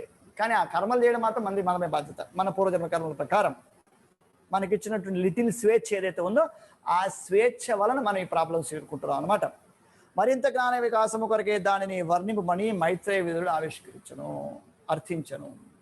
కాబట్టి అది మళ్ళీ ఇంకోసారి వినాలని, మరింత జ్ఞానం దాని మీద కలగాలనేటటువంటి కోరికను కలిగి ఉన్నాను. కాబట్టి ఒకసారి దాన్ని చెప్పండి అని అడుగుతున్నారు అన్నమాట. 9వ శ్లోకం. ఏన ప్రజానాముత ఆత్మకర్మ రూపాభిధానాం చ విధాం వ్యధత్త నారాయణో విశ్వశ్రుతగా సృగాత్మయోనిం రేతచ్చనో వర్ణయ విప్రవర్య. ఓ బ్రాహ్మణ శ్రేష్ఠ, విశ్వ సృష్టికర్త మరియు స్వతసిద్ధుడు అగు నారాయణుడు ఏ విధముగా గుణములను, కర్మలను, రూపములను, లక్షణములను, వివిధ జీవనామములను భిన్నముగా సృజించను దయచేసి నాకు వివరింపుడు. సో ఇదంతా విదురుల వారు మైత్రేయమని అడుగుతున్నారు. ఇలాంటివన్నీ కూడా నాకు చెప్పండి ఓ బ్రాహ్మణ శ్రేష్ఠ. విశ్వ సృష్టికర్త అయినటువంటి ఆ యొక్క భగవంతుడు, స్వతసిద్ధుడు ఆ యొక్క భగవంతుడు నారాయణుడు ఏ విధముగా గుణాలను, కర్మలను, రూపములను, లక్షణములను, వివిధ జీవనామములను ఆ పేర్లు ఎట్లా పెట్టాడు, ఆ గుణాలు ఎలా ఇచ్చాడు, వాటి కర్మలను ఎట్లా నిర్దేశించాడు, వాటికి ఆయా రూపాలను ఎలా ఇచ్చాడు, వాటి యొక్క లక్షణాలను ఎలా ఇచ్చాడు, ఇవన్నీ కాస్త నాకు వివరించండి అని అడుగుతున్నాడు అనమాట. ఓకే. పరావరేషం భగవాన్ వ్రతాని శ్రుతాని మే వ్యాసముఖాదిభీక్షణం ఆతృమ్నమక్లుక్ష సుఖవాహనాం తేషామృతే కృష్ణ కథామృతౌఘాత్. ప్రభు మానవ సమాజమునందరి ఈ ఉన్నత నీచ స్థితులను గూర్చి వ్యాసదేవుని ద్వారా నేను పెక్కుమార్లు విని ఉంటిని. ఆ గౌణ కథా విషయముల ఎడ మరియు వాటి వలన కలిగేడి ఆనందము నెడ పూర్తిగా తృప్తుడనైతిని. కానీ కృష్ణ కథామృతము విషయమున అవి నన్ను సంతృప్తిని చేయలేకపోయినవి. Very important point. 2 ఇక్కడ వ్యాస భగవానుడి ద్వారా అనేక సార్లు అన్ని విన్నున్నాడు ఈయన. మానవ సమాజం నందలి ఉన్నత నీచ స్థితులు వాటిని గూర్చి నేను వ్యాస భగవాను ద్వారా పెక్కుమాలు విన్నాను. కానీ గౌణ కథా విషయంలో అంటే ఇది సెకండరీ ఎక్స్ప్లెనేషన్స్, ఇవంతా అంటే సెకండరీ ఆస్పెక్ట్స్ అనమాట. ఫస్ట్ ఆస్పెక్ట్ ఏది అని అంటే కృష్ణుడి గురించి తెలుసుకోవడం, కృష్ణుడి గురించి తెలుసుకోవడం. అందుకే ఇక్కడ వ్యాస భగవాన్ గారు మహాభారతాన్ని ఇచ్చారు. మహాభారతం వెరీ బిగ్ అనమాట అది. ఆ మహాభారతంలో ఏముంది, ఒక ఫైనల్గా మనం కంక్లూడ్ చేయడాలో 2 కుటుంబాలు 2 దాయాదుల మధ్య యుద్ధం వస్తుంది, వాళ్ళు ఆస్తి కోసం తాగాలనుకుంటారు, అది ఇది సంథింగ్ లైక్ దట్ వచ్చేసింది. కానీ దానిలో చీఫ్ పాయింట్ ఏంటంటే, మెయిన్ పాయింట్, ప్రైమ్ పాయింట్ ఏమిటి అంటే భగవద్గీతను బోధించడం. అక్కడ గీతా జ్ఞానాన్ని ఇవ్వడమే మహాభారతం యొక్క చరమ సందేశం, అది లక్ష్యం అది. కానీ దాన్ని బద్ధజీవులు వాళ్ళ డైరెక్షన్లోకి వెళ్ళి వాళ్ళకి ఎలా చెప్తే నచ్చుతుందో ఆ విధానంగా చెప్పుకుంటూ వచ్చి దానిలోంచి భగవద్గీతని ఇవ్వడం జరిగింది అనమాట. మామూలుగా అయితే దాన్ని సులభంగా భగవద్గీత డైరెక్ట్గా చెప్తానంటే వినరని తెలుసు. అందుకని ఇక్కడ ఏమి ఇచ్చారు, దాన్ని భగవద్గీత చెప్పడం అనేటటువంటిది ప్రాథమికం, అది ఫస్ట్ ప్రిఫరెన్స్. కానీ మరి ఆ స్థితికి తీసుకొని వచ్చి వాళ్ళ అటెన్షన్ రెడీ చేయడానికి కోసం ఏం చేశారు, ఈ యొక్క కథ అంతా పక్కన జరిగింది, దీన్నంతా రెడీ చేశారు. ఓకే, అందుకని దాన్ని ఏమైనా గౌణ కథ అన్నారు, అంటే సెకండరీ ఆస్పెక్ట్ అని అంటారు. కాబట్టి ఇవన్నీ నేను చాలా విన్నాను, అలా కాకుండా నాకు భగవంతుడి గురించి లీలల గురించిన విషయం నాకు కావాలి అని ఇక్కడ చెప్తున్నారు అన్నమాట. కాబట్టి మానవ సమాజం నందలి ఈ ఉన్నత నీచ స్థితులను గూర్చి వ్యాసదేవుని ద్వారా నేను పెక్కుమార్లు విని ఉంటిని. ఆ గౌణ కథా విషయంలో ఏడా మరియు వాటి వలన కలిగడి ఆనందం అనేడ పూర్తిగా తృప్తుడనైతిని. అవన్నీ విన్నాను, అర్థమైపోయింది, ఇంకా తృప్తి వచ్చేసింది అక్కడ. కానీ కృష్ణ కథామృతము విషయమున అవి నన్ను సంతృప్తిని చేయలేకపోయినవి. ఓకే, అంటే కృష్ణ కథామృతం అనేటటువంటిది అన్లిమిటెడ్గా మనం వినడానికి సంసిద్ధతను కలిగి ఉండాలి అనేది ఇక్కడ నేను తెలుసుకుంటున్నాం అన్నమాట. శ్రీల వ్యాసదేవుడు చూడండి ఇక్కడ పాయింట్స్, పురాణములు మహాభారతము వంటి పెక్కు గ్రంథమును రచించను. జనసామాన్యమునకు ఆ గ్రంథములు పఠన విషయమై ఉన్నవి. అంటే మామూలు వ్యక్తులకంతా కూడా మహాభారతం అంటే మహాభారతం చూడండి, పెద్ద సీరియల్ తీస్తారు, 500 ఎపిసోడ్ల మహాభారతం. కానీ దాని భగవద్గీతకి ఎంత టైం కేటాయించుంటారో చూడండి, ఎన్ని ఎపిసోడ్లు కేటాయించారో చూడండి. ఓకే, జస్ట్ ఎగ్జాంపుల్ అది. సో దీని అంతా లాక్కు రావడానికి ఎంత సమయం వెచ్చిస్తారు, అన్ని ఎపిసోడ్ 500 ఎపిసోడ్లు చేస్తే మరి దీనిలో అసలైనటువంటి విషయం మహాభారతం యొక్క అల్టిమేట్ పర్పస్ ఏమిటి అని అంటే అక్కడ భగవద్గీత జ్ఞానాన్ని అందరికి ఇవ్వడం కోసం. కాబట్టి దానికి తక్కువ సమయాన్ని కేటాయించుంటారు మామూలుగా, అంతే కదా. 3 గంటల సినిమాలో కూడా చూడండి 5-6 శ్లోకాల్లో భగవద్గీత లేపేస్తారు. మహాభారతం కానీ కృష్ణావతారం కానీ సినిమాలు చూడండి పాతవి. సో 3 గంటలు అంటే 24 రీళ్ల సినిమా ఉందనుకోండి, దాంట్లో అంతాగలిగితే 2-3 రీళ్లు ఒక రీల్తో ఎత్తేస్తారు మొత్తం. కానీ యాక్చువల్గా పర్పస్ ఏంటిది, ఆ భగవద్గీతనే ఇచ్చి ఆ హృదయంలో మార్పు తీసుకురావడం అనేటటువంటిది మెయిన్. దాన్ని పక్కన పెట్టేసి చుట్టుపక్కల ఉండే వాటికి అంతా కూడా ప్రాధాన్యత ఇస్తారనమాట. కాబట్టి బద్ధజీవుడికి భగవత్ చైతన్యంలో మరుపు ఉంది, అంటే మర్చిపోయాడు భగవంతుడు అంటే ఎవరు, జీవుడు అంటే ఎవరు, భగవంతుడికి జీవుడికి గల నిత్య సంబంధం ఏమిటి, నేను ఆ నిత్య సంబంధాన్ని తిరిగి పునరుద్ధరించుకోవాలంటే ఏం చేయాలి, ఈ విషయాలు జీవుడికి లేవు, మర్చిపోయాడు. ఆ భగవత్ చైతన్యంను పునరుజ్జీవింప చేసుకున్నట్టుకే ఈ భాగవతము పురాణాలు భారతము పురాణాలు ఇవన్నీ రచింపబడ్డాయి. అర్థమైంది. కాబట్టి దాని అల్టిమేట్ పర్పస్ ఏమిటంటే భగవత్ చైతన్యాన్ని అభివృద్ధి చేసుకోవాలి, దట్స్ ఆల్. ఓకే, తర్వాత కానీ నిజమునకు మహాభారతంలోని అతి ముఖ్య భాగము భగవద్గీతయే. అర్థమైంది. కురుక్షేత్రపు చారిత్రాత్మక వర్ణనలతో పాటుగా భగవద్గీతయు అప్రయత్నముగా చదువులకు బోధింపబడును. ఈ యొక్క స్టోరీ అంతా చుట్టూ అంతా స్టోరీ చాలా చక్కగా మసాలా పెట్టుంటారు చూడండి. అదంతా కూడా కౌరవులు, పాండవులు, కృష్ణుడు, యుద్ధము, అది ఇది, అట్లాంటి వాళ్ళు ఇట్లాంటి వాళ్ళు అన్ని రకాలు అన్నీ పెట్టి అల్టిమేట్గా లాస్ట్లో వాళ్ళందరినీ అలా లాక్కొచ్చి చూడండి. కావాలంటే క్లైమాక్స్ భగవద్గీత ఎప్పుడు చెప్పారు, క్లైమాక్స్ ఇక్కడ వీళ్ళు ఇరు పక్షాల వాళ్ళు సర్వసన్నద్ధంగా ఉన్నారు, సర్వసన్నద్ధంగా యుద్ధం స్టార్ట్ కాబోతుంది అన్నప్పుడు మనం కూడా యాంగ్జైటీగా ఉంటాం, ఆతృతతో ఉంటాం, వాట్ ఈజ్ నెక్స్ట్ అనేది. ఆ సందర్భంలో కృష్ణుడు ఏం చేస్తారు, కాసేపు ఆపేశారు, మొత్తం ఆపేసి భగవద్గీత జ్ఞానం ఇచ్చారు. అంటే ఫుల్ అటెన్షన్ అట్రాక్ట్ చేసి అప్పుడు భగవద్గీత జ్ఞానం ఇచ్చారు అన్నమాట. So the main purpose of total Mahabharatam is, అంటే లోపల ఎన్నో పాజిటివ్ వాల్యూస్ ఉన్నాయి, ఒక్కొక్క క్యారెక్టర్కి విలక్షణమైన గుణాలు అంతా ఇచ్చుకుంటూ వచ్చారు. అదే సమయంలో భగవద్గీత జ్ఞానం అనేటువంటి అల్టిమేట్ అనమాట. క్యారెక్టర్తో సంబంధం లేదు, అంటే ఈ యొక్క వ్యక్తితో సంబంధం లేనటువంటిది, సమాజానికి అవసరమైనటువంటి, మానవాళికి అవసరమైనటువంటిది, జీవుడి యొక్క నిజ స్థితికి సంబంధించినటువంటిది, దాన్ని అక్కడ క్లియర్గా చెప్పడం జరిగింది. సో శ్రీకృష్ణ భగవానునికి సంబంధించిన దివ్య కథా విషయమును వినుటకు అతడు పరమోత్కంఠతను కలిగి ఉన్నాడు. పురాణములు, మహాభారతము వంటి వాని ఎందు ప్రత్యక్షముగా కృష్ణుని గూర్చిన కథా విషయం అతి తక్కువగా ఉన్నదన్నే వానిచే అతడు తృప్తి నందగా, అతను అంటే ఇక్కడ విదురుడు తృప్తి నందక కృష్ణుని గూర్చి అధికంగా తెలుసుకునగోరెను. కాబట్టి మహాభారతం అన్ని విన్నా కానీ ఇంకా ఏం చెప్తున్నాడు, కృష్ణుడి గురించి తెలుసుకోవాలనుకుంటాడు, అది తృప్తి పడలేదు ఆయనకి. కాబట్టి కృష్ణ కథ దివ్యమైనది, కృష్ణ కథ అంత దివ్యమైనటువంటిది, అది మనం గుర్తుపెట్టుకోవాల్సిన అంశం. అట్టి కథా విషయమును వినుటలో ఎన్నడూ తనివి తీరదు. కృష్ణ కథలో శ్రవణం చేసే కొద్దీ మరింత వింటే బాగుంటుంది అనే స్థితిలో ఎవరైతే మెయింటైన్ అవుతామో మనం కృష్ణుడికి దగ్గర అవుతున్నామో అని అర్థం, హృదయం పవిత్రం అవుతుందని అర్థం. సో విదురుని యొక్క క్వాలిటీ అనమాట, ఎంతో అద్భుతమైనటువంటి గుణాలు అవన్నీ కూడా. కాబట్టి శ్రీకృష్ణుడు పలికిన వచనములు, కృష్ణ కథ అనేటటువంటిది ఏంటి, కృష్ణుడు పలికిన వచనములు అయిన కారణములనే భగవద్గీత ముఖ్యమైనది ఉన్నది. కురుక్షేత్ర రణములకు సంబంధించిన కథ ప్రజానీకంలో మిగుల ఇష్టము కావచ్చును, కానీ భక్తి యోగమునందు మిగుల పురోగమించిన విదురుని వంటి మహాత్ముడికి మాత్రం కేవలం కృష్ణ కథ మరియు కృష్ణ కథతో జోడింపబడినది మాత్రమే ప్రియమయ్యుండును. సో విదురుల వారి క్వాలిటీ అదనమాట. మామూలు వాళ్ళకి, మన వాళ్ళకైతే చుట్టూ ఉండే కథ అంతా బాగా ఇంట్రెస్ట్ ఉంటుందేమో కానీ భగవద్గీతను చదవడానికి మాత్రం కొంత కష్టం, అంతే కదా. భారతం, మహాభారతం సినిమా ద్వారా వినుంటారు, కానీ భగవద్గీతను చదివారంటే మాత్రం పూర్తి స్థాయిలో చదివి ఉండరు, అంతే కదా. సో పూర్తి స్థాయిలో భగవద్గీతను పదే పదే మరింత చదవాలి, చదువుతుంటే ఎంత ఆనందంగా ఉంది అనేటటువంటి స్థితిలో ఉండేవాళ్ళు చాలా తక్కువ మంది ఉంటారు, వెరీ లెస్ పర్సెంట్. అది ఎట్లా, గురుముఖంగా వాళ్ళు శ్రవణం చేసి కూడా దానిలో ఉండేటటువంటి రుచిని, అమృత తత్వాన్ని రుచిని ఆస్వాదించగలుగుతారు వాళ్ళు, మిగతా వాళ్ళు చేయలేరు అది. కాబట్టి ఆ స్థితిలో ఉన్నాడు విదురుడు. ఇతర విషయాలు ఏవి ఆయనకి నచ్చడం లేదు, అవి తృప్తి పొందాడు వాటిల్లో, ఓకే సరే అనేసాడు. కానీ దివ్య కథా విషయాలన్నీ కూడా, కృష్ణ కథా విషయాలు కృష్ణుడితో సమానంగా కాబట్టి అవి వినాలంటే ఇంకా అతను చాలా ఇంట్రెస్ట్గా ఉన్నాడు. ప్రపంచమునందు రెండు ముఖ్యమైన కథలు వ్యవహారం నందున్నవి, అవి భగవద్గీత, శ్రీమద్ భాగవతం అనునవి. శ్రీకృష్ణుడిచే పలుకుబడినందున భగవద్గీత కృష్ణ కథ కాగా, కృష్ణుడి గూర్చి వర్ణించిన కారణమున శ్రీమద్ భాగవతం కృష్ణ కథ అయినది. రెండు కథలు ఇక్కడ ప్రామాణిక, చాలా ప్రచారంలో ఉన్నాయి. ప్రపంచమునందు రెండు ముఖ్యమైన కృష్ణ కథలు ఎన్ని ఉన్నాయి ఇక్కడ, రెండు ఉన్నాయి ముఖ్యమైనవి ఈ వ్యవహారం నందున్నవి. అవి ఏంటది, ఒకటి భగవద్గీత, ఇంకోటి భాగవతం.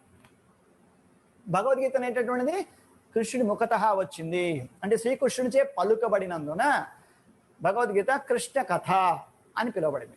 అలాగే కృష్ణుడి గూర్చి వర్ణించిన కారణం శ్రీమద్ భాగవతము కృష్ణ కథ అయినది. ఎటువంటి భేదభావము లేకుండా కృష్ణ కథను ప్రపంచం అంతటను ప్రచారం కావింపమని శ్రీ చైతన్యుడు తన శిష్యులకు ఉపదేశించింది. వీళ్ళకి చెప్పచ్చా, వీళ్ళకి చెప్పకూడదా, వాళ్ళకి చెప్పచ్చా, ఈ దేశం వాళ్ళకి, ఈ రాజ్యం వాళ్ళకి, ఈ రాష్ట్రం వాళ్ళకి, ఈ క్యాస్ట్ వాళ్ళకి, ఈ మతం వాళ్ళకి, ఈ కులం వాళ్ళకి, ఇట్లా ఏ విధమైన వ్యత్యాసము చూపించకుండా కృష్ణ కథను విశ్వవ్యాప్తం చేయండి అని చెప్పారు శ్రీ చైతన్య మహాప్రభు తన శిష్యులను ఉపదేశించింది. కృష్ణ కథ యొక్క దివ్య ఘనత ప్రతి ఒక్కరిని భౌతిక కల్మషముల నుండి పరిశుద్ధులను చేయగలిగితే అందులో కారణం అంతే.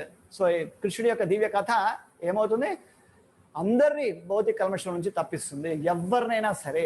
కాబట్టి వాళ్ళని కూర్చోబెట్టి వినిపించేటట్లు చేస్తే చాలు, విన్నారంటే ఇంకా ఆటోమేటిక్గా వాళ్ళు మారిపోతారు. కృష్ణ కథను ప్రపంచం అందరిని ప్రచారం గావించమని చైతన్య మహాప్రభు చెప్పారు. ఎందుకు అనంటే కృష్ణ కథ యొక్క దివ్య ఘనత ప్రతి ఒక్కరిని భౌతిక కల్మషముల నుండి పరిశుద్ధులను చేయగలదు, ప్యూరిఫై చేస్తుంది భౌతిక కల్మషాల నుండి అనేది ఇక్కడ ఇంపార్టెంట్. 11th టెక్స్ట్, భాష ప్రదేశ్ భక్తి వేదం స్వామి ప్రభుపాదికే జయ శ్రీల ప్రభుపా. తీర్థపాదుడును మరియు మహర్షి భక్తగణముచే పూజనీయుడును ఆగు శ్రీకృష్ణ భగవానుకి సంబంధించిన తగినంత కథాశ్రవణం లేకుండా ఎవడు ఈ మానవ సమాజమున సంతృప్తి చెందగలడు. కర్ణరంధ్రములను ప్రవేశించడం ద్వారా ఆ కథలు మనుషుని సంసార బంధనములను తెంపివేయగలవు. Okay, Vidura is glorifying the Krishna katha, ఈ ఎఫెక్ట్ ఆఫ్ కృష్ణ కథ. ఏం చెప్తున్నారు ఇక్కడ, తీర్థపాదులను మరియు మహర్షి భక్తగణముచే పూజింపబడును అగు శ్రీకృష్ణ భగవానునికి సంబంధించిన సో గొప్ప గొప్ప తీర్థపాదులు అంటే యవ్వాని పాదపద్మములే సకల తీర్థములకు స్థానము అని అర్థం. ఎవరి పాదపద్మాల దగ్గర సమస్త తీర్థాలు ఉంటాయో అతడు. తర్వాత మహర్షులు భక్తగణముచే పూజనీయుడు అయినటువంటి శ్రీకృష్ణ భగవానునికి సంబంధించిన తగినంత కథాశ్రవణం లేకుండా ఎవడు ఈ మానవ సమాజంలో తృప్తి చెందగలడు? రియల్ తృప్తి, సాటిస్ఫాక్షన్ ఎవరికి వస్తుంది అసలు? కృష్ణ కథ వినందే రాదు అని చెప్పేస్తారు, డిసైడ్ చేసి చెప్పేస్తారు. కన్నరంధ్రములను ప్రవేశించడం ద్వారా ఆ కథలు మనుషుని సంసార బంధనముల నుంచి త్రింపివేయగలవు. కాబట్టి ఇక జన్మ వ్యాధి జరామృత్యు జన్మవ్యాధి అనేటటువంటిది సంసార బంధనాలు అంటారు వీటిని. సంసార బంధనం ఉన్నట్టుండి ఏదో మన భార్య బిడ్డల్ని వాళ్ళు వీళ్ళు వదిలేసి వెళ్ళిపోతాం అనేది కాదు. సంసార బంధములను తెంచివేయడం అంటే అది కాదు. ఓకే, బాగా అర్థం చేసుకోవాలి దీన్ని. ఎట్లా అంటే ఇది పరిస్థితి. అంటే కృష్ణ చైతన్యాన్ని కలిగి ఉంటారు, అంటే భగవత్ చైతన్యాన్ని కలిగి ఉంటారు నిరంతరము కూడా. అప్పుడు తన బాధ్యతలను మరింత చక్కగా నిర్వర్తించగలుగుతారు ఈ యొక్క బద్ధజీవుడు. కాబట్టి ఎప్పుడు నిరంతరము కృష్ణ చైతన్యంలో ఉన్నప్పుడు. ఓకే, అది.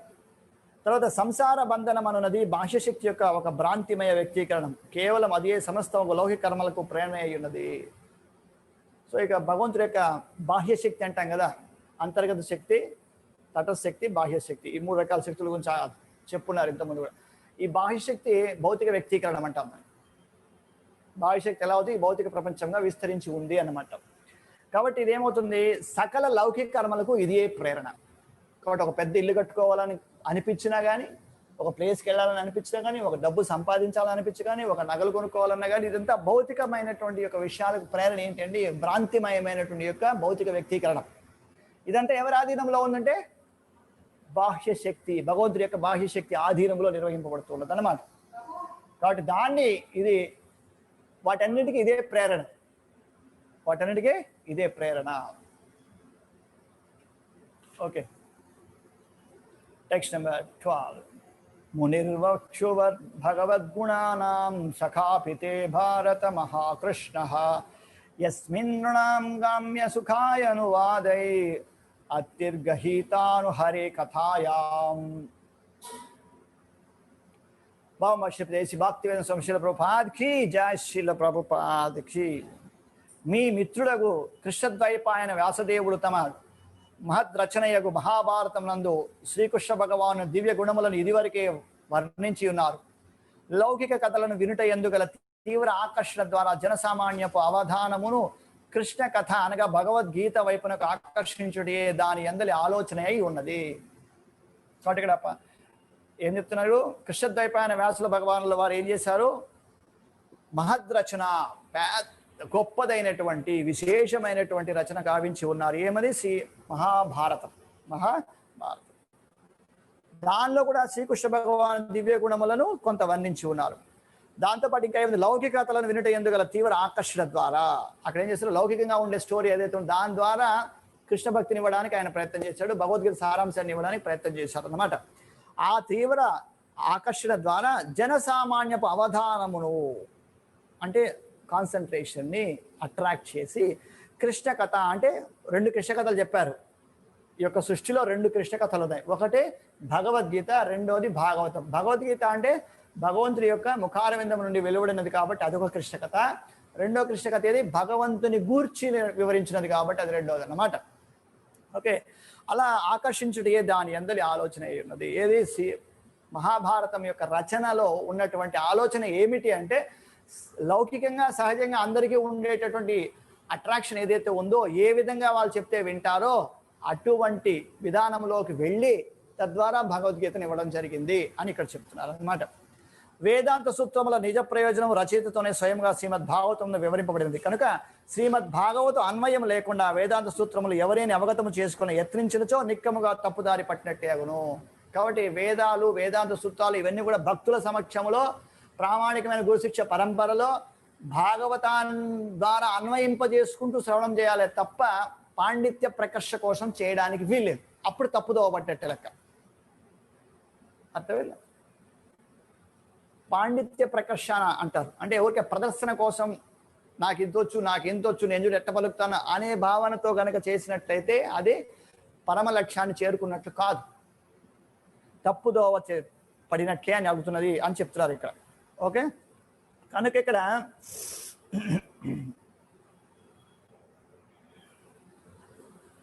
కాబట్టి ఈ భాగవతాన్ని కానీ, 2 కృష్ణ కథలు చెప్పుకున్నా, ఒకటి భగవద్గీత, రెండోది భాగవతం. ఈ రెండు కూడా భక్తుల సమక్షంలో ప్రామాణికమైన గురు శిష్య పరంపరలో శ్రవణం చేస్తేనే మనము దారి తప్పకుండా అనుకున్న లక్ష్యం వైపు మనం తీసుకువెళ్తారు. లేకపోతే ఏమవుతుంటే మిస్ అయిపోతాం. అది ఇక్కడ important. Text number 13, very nice. సా శ్రద్ధదానస్య వివర్ధమానా విరక్తిమన్యత్ర కరోతి పుంసః హరే పదానుస్మృతి నిర్వృత్తస్య సమస్త దుఃఖాప్యయమాయుధత్తే. భావం భాష్యం చెప్పేసి భక్తివేదం సమస్యల ప్రభుపాద్ కీ జై. అట్టి కథాశ్రవణమునందు నిరంతరము నెలకొనుటకు ఉత్కంఠత కలిగిన వానికి కృష్ణ కథ క్రమముగా ఇతర విషయములన్నింటి యందును విరక్తిని వృద్ధి చేయను. ఓకే, కాబట్టి లౌకికమైనటువంటి విషయాల పట్ల, ఇతర విషయాల పట్ల అట్రాక్షన్లో ఉన్నప్పుడు వారిని మెల్లగా తీసుకొని వచ్చి ఈ యొక్క కృష్ణ కథ కనుక అనుసంధానం చేసినట్లయితే అప్పుడు ఆటోమేటిక్గా ఉన్నతమైన రుచి, హయ్యర్ టేస్ట్ అంటారు, శిల ప్రభుపాద చెప్తారు, హయ్యర్ టేస్ట్. ఆ కృష్ణ కథాశ్రవణం చేయడం కనుక మొదలు పెట్టాడంటే అలా ఆటోమేటిక్గా వీటి పట్ల విముఖత వస్తుంది. వీటి పట్ల భౌతికమైనటువంటి, లౌకికమైనటువంటి కథాంశముల పట్ల, ఆ వివరణల పట్ల అతనికి ఏమవుతుంది, విముఖత ఏర్పడుతుంది. కౌశల ప్రభుపాద చెప్తారు, దాన్ని హయ్యర్ టేస్ట్ అంట. ఉదాహరణకి ఎవరైనా ఒక పిల్లవాడు, ప్రభుపాద చెప్పే ఎగ్జాంపుల్ ప్రకారము ఆయన ఏం చేస్తున్నాడు, ఒక పిల్లవాడు రోజు బెల్లం ముక్క తింటూ ఉంటాడు అనమాట. రోజు బెల్లం ముక్క తింటుంటే వాళ్ళ తల్లి కోపడుతున్నాడు, రోజు అలా తినవద్దు తినవద్దు అని చెప్పి దాన్ని మాన్పించాలంటే అప్పుడు ఏం చేస్తారంటే ప్రభుపాద వారు అతను గులాబ్ జామ్ ఏంటంటారు ఉదాహరణకి. సో గులాబ్ జామ్ ఇచ్చిన తర్వాత కొంతకాలానికి మళ్ళీ ఆపేసి బెల్లం ముక్క ఇచ్చామనుకోండి, నాకు వద్దు, నాకు గులాబ్ జామే కావాలి. ఫస్ట్లో ఈ గులాబ్ జాముని దీన్ని పోల్చుకుంటాడు, ఇదేంది అనుకుంటాడు. ఒక రవ్వ అటు ఇటు ఉన్నా కానీ నెక్స్ట్ ఏమవుతాడు, గులాబ్ జామ్ బాగా అలవాటు పడిపోతాడు. ఎందుకంటే బికాజ్ ఇది మోర్ టేస్టియర్, చాలా రుచికరమైనటువంటి స్వీట్ అనమాట అది. ఉదాహరణకి ఉత్త బెల్లం ముక్కతో పోల్చుకుంటే. కాబట్టి హయ్యర్ టేస్ట్ ఇచ్చారు కాబట్టి ఇప్పుడు బెల్లం ముక్క ఇంకా తీసుకోలేదు. అలాగా భౌతికమైనటువంటి కథ అంశాలు ఏవైతే ఉంటాయో వాటన్నింటినీ మనము సహజంగా శ్రవణం చేస్తూ ఉంటాం. సినిమాల ద్వారా, టీవీ సీరియల్ ద్వారా అబ్బా చేస్తుంటారు. మెల్లగా వాళ్ళని కృష్ణ కథాంశం వైపు కనుక తీసుకొని వచ్చినట్లయితే, శ్రవణం చేయించినట్లయితే క్రమంగా వారి హృదయం పవిత్రీకరణ గావించబడి ఏమవుతారు అక్కడ, వీటి పట్ల అంటే ఏది లౌకికమైనటువంటి ఉంటాయి కదా, వాటి పట్ల విముఖతను కలిగేటట్లుగా చేస్తాయి. అట్టి కథాశ్రవణం నిరంతరము నెలకొనుటకు ఉత్కంఠత కలిగిన వానికి కృష్ణ కథ క్రమముగా ఇతర విషయములన్నింటికి అందులో విరక్తిని వృద్ధి చేయను. కృష్ణ కథ వింటే భౌతికమైన వినాలని అనిపించదు. అదే మన టెస్ట్ అనమాట. It is a test for hour hearing ability. మన పవిత్రీకరణ జరుగుతుందా లేదా చెక్ చేసుకోవాలంటే సింపుల్ టెస్ట్ అది.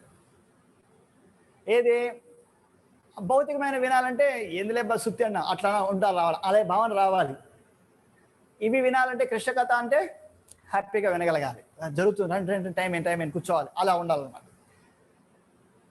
ఆధ్యాత్మిక ఆనందమును బడసిన భక్తునిచే కావింపబడు అట్టి కృష్ణ పాదపద్మ స్మరణము శీఘ్రమే అతని సమస్త దుఃఖములను నశింపజేయను. కాబట్టి ఇక్కడ ఏం చెప్తున్నారు, ఆధ్యాత్మిక ఆనందమును బడసిన భక్తునిచే కావింపబడు అట్టి కృష్ణ పాదపద్మ స్మరణము. కృష్ణుని యొక్క పాదపద్మాల స్మరణం చేయిస్తారు. ఇప్పుడు మనం చర్చించుకుంటూ ఉన్నాం, భాగవతం చర్చించుకుంటున్నాం. దీనిలో కూడా ఏమొస్తున్నది మనకు, కృష్ణుడి గురించి. ఇవదే కృష్ణుడి గురించి. ఆ కృష్ణుడి యొక్క పాదపద్మంలో నిరంతరము కనుక మనము సేవింపగలిగినట్లయితే, స్మరించగలిగినట్లయితే ఆటోమేటిక్ ఏమవుతుంది మనకు, ఈ భౌతికమైనటువంటి సమస్త దుఃఖములు నశింపజేయబడతాయి. భౌతికమైన సమస్త దుఃఖాలు అన్ని ఇతర భౌతికమైన దుఃఖాలు ఏవైతే ఉంటాయో అవన్నీ కూడా నశింపబడతాయి. ఎప్పుడు కృష్ణ కథా శ్రవణం చేస్తూ ఉన్నట్లయితే, ఎవరి ద్వారా, ఆధ్యాత్మిక ఆనందమును బడసిన అంటే పొందినటువంటి భక్తునిచే కావింపబడు కృష్ణ కథా శ్రవణం. కాబట్టి ఇక్కడ శిల ప్రభుపాద వారు అద్భుతమైనటువంటి పరమ ఆచార్యుడు. ప్రపంచవ్యాప్తంగా ఆయన యొక్క గ్రంథాలు అయితేనేమి, ఆయన ఇచ్చినటువంటి వాంగ్మయం ఏదైతే ఉందో అదంతా లిటరేచర్ అంతా కూడా అనేక విశ్వవిద్యాలయాల్లో కూడా ప్రపంచమందంతటా కూడా ప్రామాణికమైనటువంటి గ్రంథాలుగా గుర్తింపు తెచ్చుకున్నాయి. అందరూ కూడా ఒక ఆత్మ గురించి చెప్పాలన్నా ఆయన బుక్కులు రెఫరల్ బుక్స్ అనమాట అవి. అలాగే ఒక భక్తియుత సేవ గురించి చెప్పాలన్నా అక్కడే, భాగవతం చెప్పాలన్నా ఈవెన్ మీరు చూడండి టీవీ సీరియల్స్ వాటిల్లో కూడా శీల ప్రభుపాద వారి యొక్క భాగవతాన్ని ఆధారంగా చేసుకుని మేము సీరియల్ నిర్మాణం చేశామని చెప్పి దానిలో మెన్షన్ చేస్తున్నారు చూడండి. అలాగే కృష్ణ సీరియల్ తీసినప్పుడు, అలాగే ఇలా భగవద్గీత గురించి ఏమైనా చేసినా ఇవన్నీ కూడా ఏమవుతుంటే శీల ప్రభుపాదుల వారి గ్రంథాల నుంచి తీసుకుంటున్నారు. ఎందుకంటే అంత ప్రామాణికమైన, అదే దాన్ని ఏమంటారు ఇక్కడ, ఆధ్యాత్మిక ఆనందమును బలిసిన భక్తులు. కాబట్టి మనం చెప్పుకునేది మనకంత స్థాయి లేకపోయినా కానీ చెప్తున్న విషయం ఏదైతే ఉందో ఆ విషయం మాత్రము ప్రభుపాదుల వారు ఇచ్చిన విషయం కాబట్టి దాన్ని మనం యథాతథం చదివి అర్థం చేసుకుంటున్నాం. కాబట్టి మనము ఆధ్యాత్మిక ఆనందము పడేసినటువంటి భక్తుని నుండి మనం వింటున్నట్టు లెక్క అనమాట. అర్థమైంది? కాబట్టి అటువంటి వాళ్ళు ఏం చేస్తారు, కృష్ణ పాదపద్మ స్మరణం చేపిస్తారు. అది ఏం చేస్తుంటే శీఘ్రమే అతనిని సమస్త దుఃఖములను నశింపజేస్తుంది, అతనికి అన్ని దుఃఖాలను పోగొడుతుంది, హ్యాపీగా ఉంచుతుంది అనేది ఇక్కడ ఇంపార్టెంట్ అన్నమాట.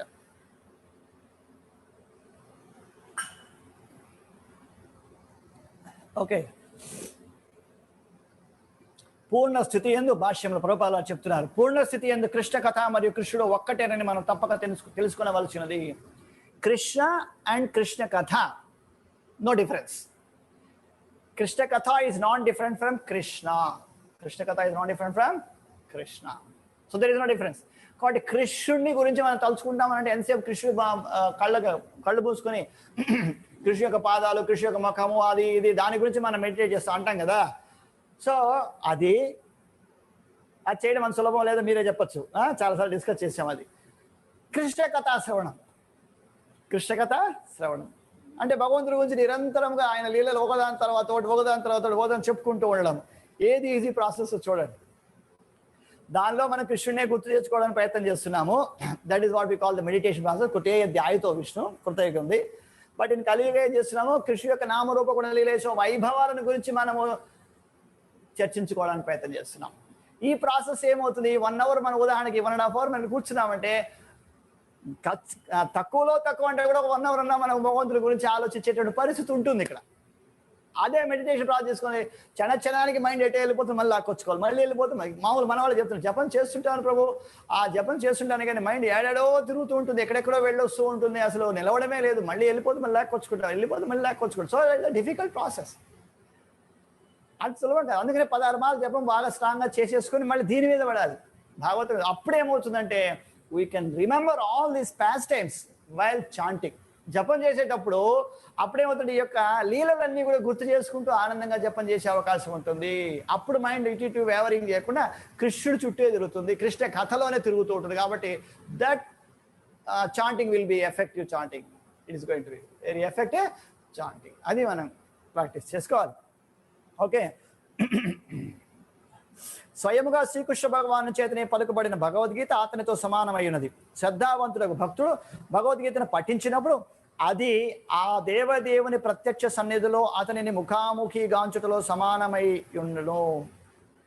మంచి భక్తులు ఎలా శ్రవణం చేయాలంటే, భగవద్గీతను శ్రవణం కానీ పఠనం కానీ ఎలా చేస్తారంటే, as if Krishna is in front of me and I'm speaking to him.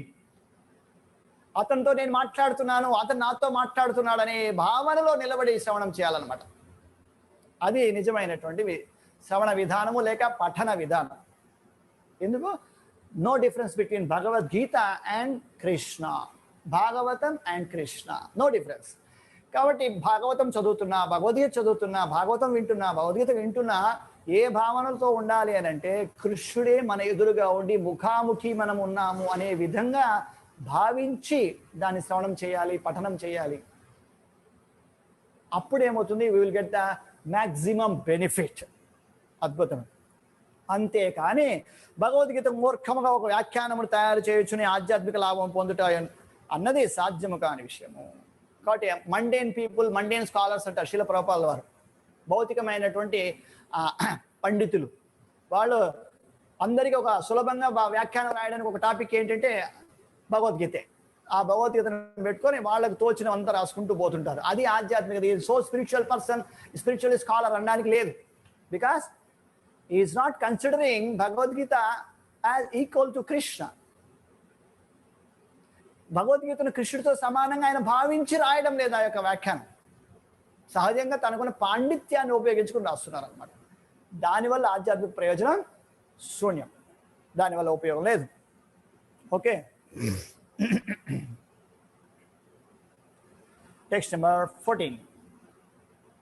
तान् शोच्य शोच्यान विदोऽनुशोचे हरे कथायां विमुखा नयेन चिनोति देवो निमिषस्तु येषान् मायुर्वधावा दगति स्मृतीनां राम भाषण चतुर्दशी भक्तिवेद संशय प्रपादिके जय श्री ఓ మునివర్య పాపకర్మల కారణమున విదురుడు చెప్తున్నా పాపకర్మల కారణమున భగవత్ కథలకు విముఖులై ఆ విధముగా మహాభారతం యొక్క ప్రయోజనమును లేక భగవద్గీతను ఎరుగని వారలు శోచనీయులకు కూడా శోచనీయులగుచున్నారు. ఏం చెప్తున్నా ఇక్కడ? వినలేకపోతున్నామంటే అర్థం ఏమిటంటే పాపకర్మల కారణం. Those are able to hear to Krishna Katha very effectively and very nicely and very attentively in the sense they are free from these material karmas. పాప కర్మల నుంచి విముక్తి పడినటువంటి వారు అర్థం. కాబట్టి that is what we call mukti అంటాం. ముక్తి అంటే ఇప్పుడు మనం ఏదో అనుకోవాల్సిన పని లేదు. కుటుంబానంతా వదిలిపెట్టేసాడు గాల్లో రెక్కలు వేసుకుని వెళ్ళిపోవడం కాదు ముక్తి అంటే. ఈ 1.5 గంట సేపు ఉదాహరణ కృష్ణ కథ జరుగుతుంది కదా, ఇక్కడ భాగవతం చెప్పుకుంటున్నాం కదా, ఈ 1.5 గంట సేపు ఇతర వ్యాపకాలు లేకుండా సెల్ ఫోన్ కానీ ఇంకోటి కానీ లేకుండా 1.5 hours పూర్తి కాన్సన్ట్రేషన్ ఇక్కడ చేయగలిగితే దట్ ఈస్ లిబరేషన్. ముక్తి స్థితిలో ఉన్నామని అర్థం అక్కడ. ఆ తర్వాత మళ్ళీ మన వ్యాపకాలు మనకు వస్తాయి గంటన్నర తర్వాత. Let us go. సో ముక్తి అంటే ఏదో వెళ్ళిపోవడం అని కాదు అక్కడ. సో ఇప్పుడు అర్థమవుతుంది కదా, 1.5 hours కాన్సన్ట్రేటెడ్గా దీన్ని వెళ్ళగలిగాము అని అంటే, ఉదాహరణకి ఎంగేజ్ అయ్యామని అంటే ఇతర వ్యాపకాలు ఏమున్నా పక్కన పెట్టేసి కాదు, లేదు నా క్లాస్ ఉంది అనేటట్టుగా ఉండాలన్నమాట. అలా ఉండగలిగినట్టు దాన్ని ఏమంటారు ముక్త స్థితి అని పిలుస్తారు. కాబట్టి అందుకే ఇక్కడ ఏం చెప్తారంటే అలా చేయగలుగుతున్నామంటే పాపకర్మల ఫలితం తగ్గుతున్నది అని అర్థం. పాపకర్మలు దండిగా ఉన్నాయని అర్థం ఏంటంటే ఇక్కడ కూర్చొనివ్వరు మనల్ని. కాబట్టి మనం ఏం చేయాలంటే బై ఫోర్స్ వాటిని పంపించడానికి ప్రయత్నం చేయాలి. అది ఎట్లా అంటే 10 నిమిషాలు వినడానికి ప్రయత్నం చేస్తే ఇంకో 10 నిమిషాలు వినేందుకు అవకాశం వస్తుంది. ఎందుకంటే కొన్ని కర్మలు తగ్గిపోతాయి కాబట్టి. అప్పుడు 20 నిమిషాలు వింటాం. 20 నిమిషాలు వినేందుకు అలవాటు చేసుకుంటూ ఉంటే ఇంకో 10 నిమిషాలు యాడ్ అవుతుంది, 30 నిమిషాలు. ఎందుకంటే 20 నిమిషాలు విన్నాం కాబట్టి దానివల్ల వచ్చేటటువంటి కర్మల ఫలితాలు ఏవైతే ఉంటాయో అవి మనల్ని ఏం చేస్తే పాపకర్మల నుంచి దూరం చేస్తాయి. కాబట్టి అరగంట వినగలుగుతాం. అరగంట వింటూ ఉన్నామంటే ఇంకో 10 నిమిషాలు యాడ్ అవుతుంది ఉదాహరణ కొంతకాలానికి. Something like that. అంటే ఏమవుతుంది, వినంగా అంటే టైం స్పెండ్ చేయంగా ఏమవుతుంది అని అంటే కృష్ణుడు మనకు మన పాపకర్మల సీరియస్నెస్ తగ్గించేసి వాటి ఫలితాన్ని మన మీద తగ్గించి వేసి మనం మరింత కృష్ణ చైతన్యంలో ఉండేటట్టుగా ఆయన మనకు సహకరిస్తారు. మనం ప్రయత్నమే చేయకుండా ఆయన వల్ల కాలేదంటే మాత్రం కుదరదు. అర్థమైంది? ఓ మునివర్య పాపకర్మల కారణమున భగవత్ కథలకు విముఖులై, భగవత్ కథా శ్రవణానికి విముఖతను కలిగి ఉంటారు పాపకర్మల వల్ల. ఆ విధముగా మహాభారతం యొక్క ప్రయోజనము, తర్వాత మహాభారతం అంటే మెయిన్ సబ్జెక్ట్ పాయింట్ ఏమంటే భగవద్గీతే. స్టోరీ అంతా ఓకే, బట్ అసలు అల్టిమేట్ ప్రైమ్ టాపిక్ ఏమిటంటే మహాభారతం అంటే గుర్తు రావాల్సింది భగవద్గీత. కాబట్టి ఆ భగవద్గీత యొక్క ప్రయోజనము ఎరుగు వారలు శోచనీయులకు కూడా శోచనీయులవుతున్నారు. అంటే దురదృష్టవంతులకల్లా ఇంకా దురదృష్టవంతులు అంటామే అట్లా అన్నమాట. దురదృష్టవంతులు లిస్టు తీసుకుంటే ఇంకా దురదృష్ట టాప్లో ఉంటారు అన్నమాట. అది పరిస్థితి. ఎవరు? పాపకర్మలు వలన శ్రవణం చేయకుండా ఉండేటటువంటి వారు, భగవద్గీత శ్రవణం పట్ల విముఖులై ఉండేటటువంటి వాళ్ళు. శ్రవణం చేయాలని బుద్ధి పుట్టదు వాళ్ళకి. ఓకే, తాత్విక కల్పనలు, సిద్ధాంతపరమకు జీవిత చరమ లక్ష్యములు, వివిధముకు కర్మకాండలను గూర్చి తెలియజేయటయందు నెలకొనడి అట్టి వారల ఆయువు ఏ విధముగా కాలము చే వ్యర్థముగా దోచుకొనబడుచున్నదో గాంచడి కారణమున నేను సైతము వారి ఎడ దుఃఖితుడనగుచున్నాను. ఓకే, ఇది 14th టెక్స్ట్ అన్నమాట. కాబట్టి ఇక్కడ ఏం చెప్తారు, ఆ జీవితము చరమ లక్ష్యము వివిధము కర్మకాండల గురించి తెలియజేయటం నెలకొడి అట్టి వారలు వారి యొక్క ఆయుష్ ఏమవుతుందంటే కాలము చే వ్యర్థముగా దోచుకొనబడుచున్నది. అంటే భగవద్గీతలో మనం కనుక టైం స్పెండ్ చేసామంటే, భాగవతంలో కనుక మనం టైం స్పెండ్ చేసామంటే కాలహరణం అయినా కానీ దానిలో ఏముంది, ప్రయోజనం ఉంది. మిగతా విషయాలు ఏమవుతాయంటే కేవలం కాలహరణం మాత్రమే, దానివల్ల మనకు పూర్తి స్థాయిలో బెనిఫిట్ ఉండదు. కాబట్టి మనము ఎంతకాడికి ఏ విషయానికి కూడా ఈ ప్రముఖమైనటువంటి కృష్ణ కథలు ఏవైతే ఉన్నాయో, భగవద్గీత అండ్ భాగవతం అనేవి ఏవైతే ఉన్నాయో శాస్త్ర నిర్దేశానుసారము వాటిని సమయం దొరికినప్పుడల్లా పఠనం కానీ శ్రవణం కానీ తర్వాత చర్చ కానీ చేస్తూ ఉండాలి. ఏదా ఉండాలి? Under the scope of Srila Prabhupada's literature. ప్రభుపాదుల వారి యొక్క సాహిత్యం ఏదైతే ఇచ్చారో దాన్ని బేస్ చేయాలి. ఎందుకంటే ఆయన పరమ వైష్ణవుడు, అత్యున్నతమైనటువంటి వైష్ణవుడు కాబట్టి, మంచి భక్తుడు కాబట్టి, భక్తి వేదాంత స్వామి కాబట్టి, అదే శ్రీల ప్రభుపాదుల వారు. కాబట్టి ప్రభుపాదుల వారు తన గురువు చెప్పింది అంటే గురు పరంపరలో ప్రామాణికమైనటువంటి వారు కాబట్టి మనం ఏం చేయాలి, వారి యొక్క శాస్త్రాలను వారు ఇచ్చినటువంటి విధానంలో దాన్ని అలాగే అర్థం చేసుకుంటూ ముందుకు పోతున్నట్టయితే మనకి ఏ ప్రాబ్లం రాదు ఇంకా. ఓకేనా? రైట్. కాబట్టి లేకపోతే ఏమవుతుంది, it's waste of time, we are waste of time. So time waste కాకుండా ఉండాలంటే ఏం చేయాలి? యాక్చువల్గా ఏం టైం పాసే కావడం లేదు. టైం పాస్ కావడం అనేది నాన్ సెన్స్. ఈ భాగవతం 18 స్కందాలు ఉంది, మరి 18,000 శ్లోకాలు ఉంది. వాటి యొక్క భావం, భాష్యమా ఇవన్నీ చదవడానికి ఒక జీవితం ఆడడం లేదు జనాలకి. ఇక్కడ ఆయన రాసి పెట్టేస్తే మరి మనకు టైం పాస్ కాకపోవడం ఏంటి? Nonsense. కాబట్టి we are maybe very busy with mundane works. సహజమైనటువంటి భౌతిక కర్మల చేత మనం బిజీగా ఉండొచ్చేమో, కానీ దాన్ని కూడా ఏం చేయాలి? తగ్గించుకుంటూ రావాలి. ఉగ్రకర్మ చేయకూడదు, ఉగ్రకర్మ చేయాల్సిన అవసరం లేదు. ప్రశాంతంగా వీటిని చదువుతూ ఉన్నట్లయితే మిగతా అన్ని కూడా దాంతోపాటే మనకు అనుకూలంగా మారేటటువంటి పరిస్థితి ఏర్పడుతుంది. Okay, that is up to 14th text. ఈ రోజు వరకు 14 శ్లోకాలు అయినాయి. We will discuss it remain tomorrow also. ఓకేనా? సో శ్రీమద్ భాగవతం 3వ స్కందం 5వ అధ్యాయం మైత్రేయునితో విదురుని సంభాషణ. విదురుడు మైత్రేయుడు వీరిద్దరి మధ్య సంభాషణలో విదురుడు వారు అడుగుతున్నారు మైత్రేయుడు వారిని అనే విషయాన్ని సుఖదేవ్ గోస్వామి చెప్తున్నారు అక్కడ. ఇది కాంటెస్ట్, రైట్? కాబట్టి దివ్యమైనటువంటి ప్రముఖమైనటువంటి 2 కృష్ణ కథలు ఉన్నాయి. ఆ 2 కృష్ణ కథలు మనము చాలా చక్కగా చదవడానికి, వాటి మనము ప్రభావితం కావడానికి, మన టైం వేస్ట్ కాకుండా చూసుకోవడానికి చేయాలి. రెండోది వచ్చేసి అచ్యుత భావం.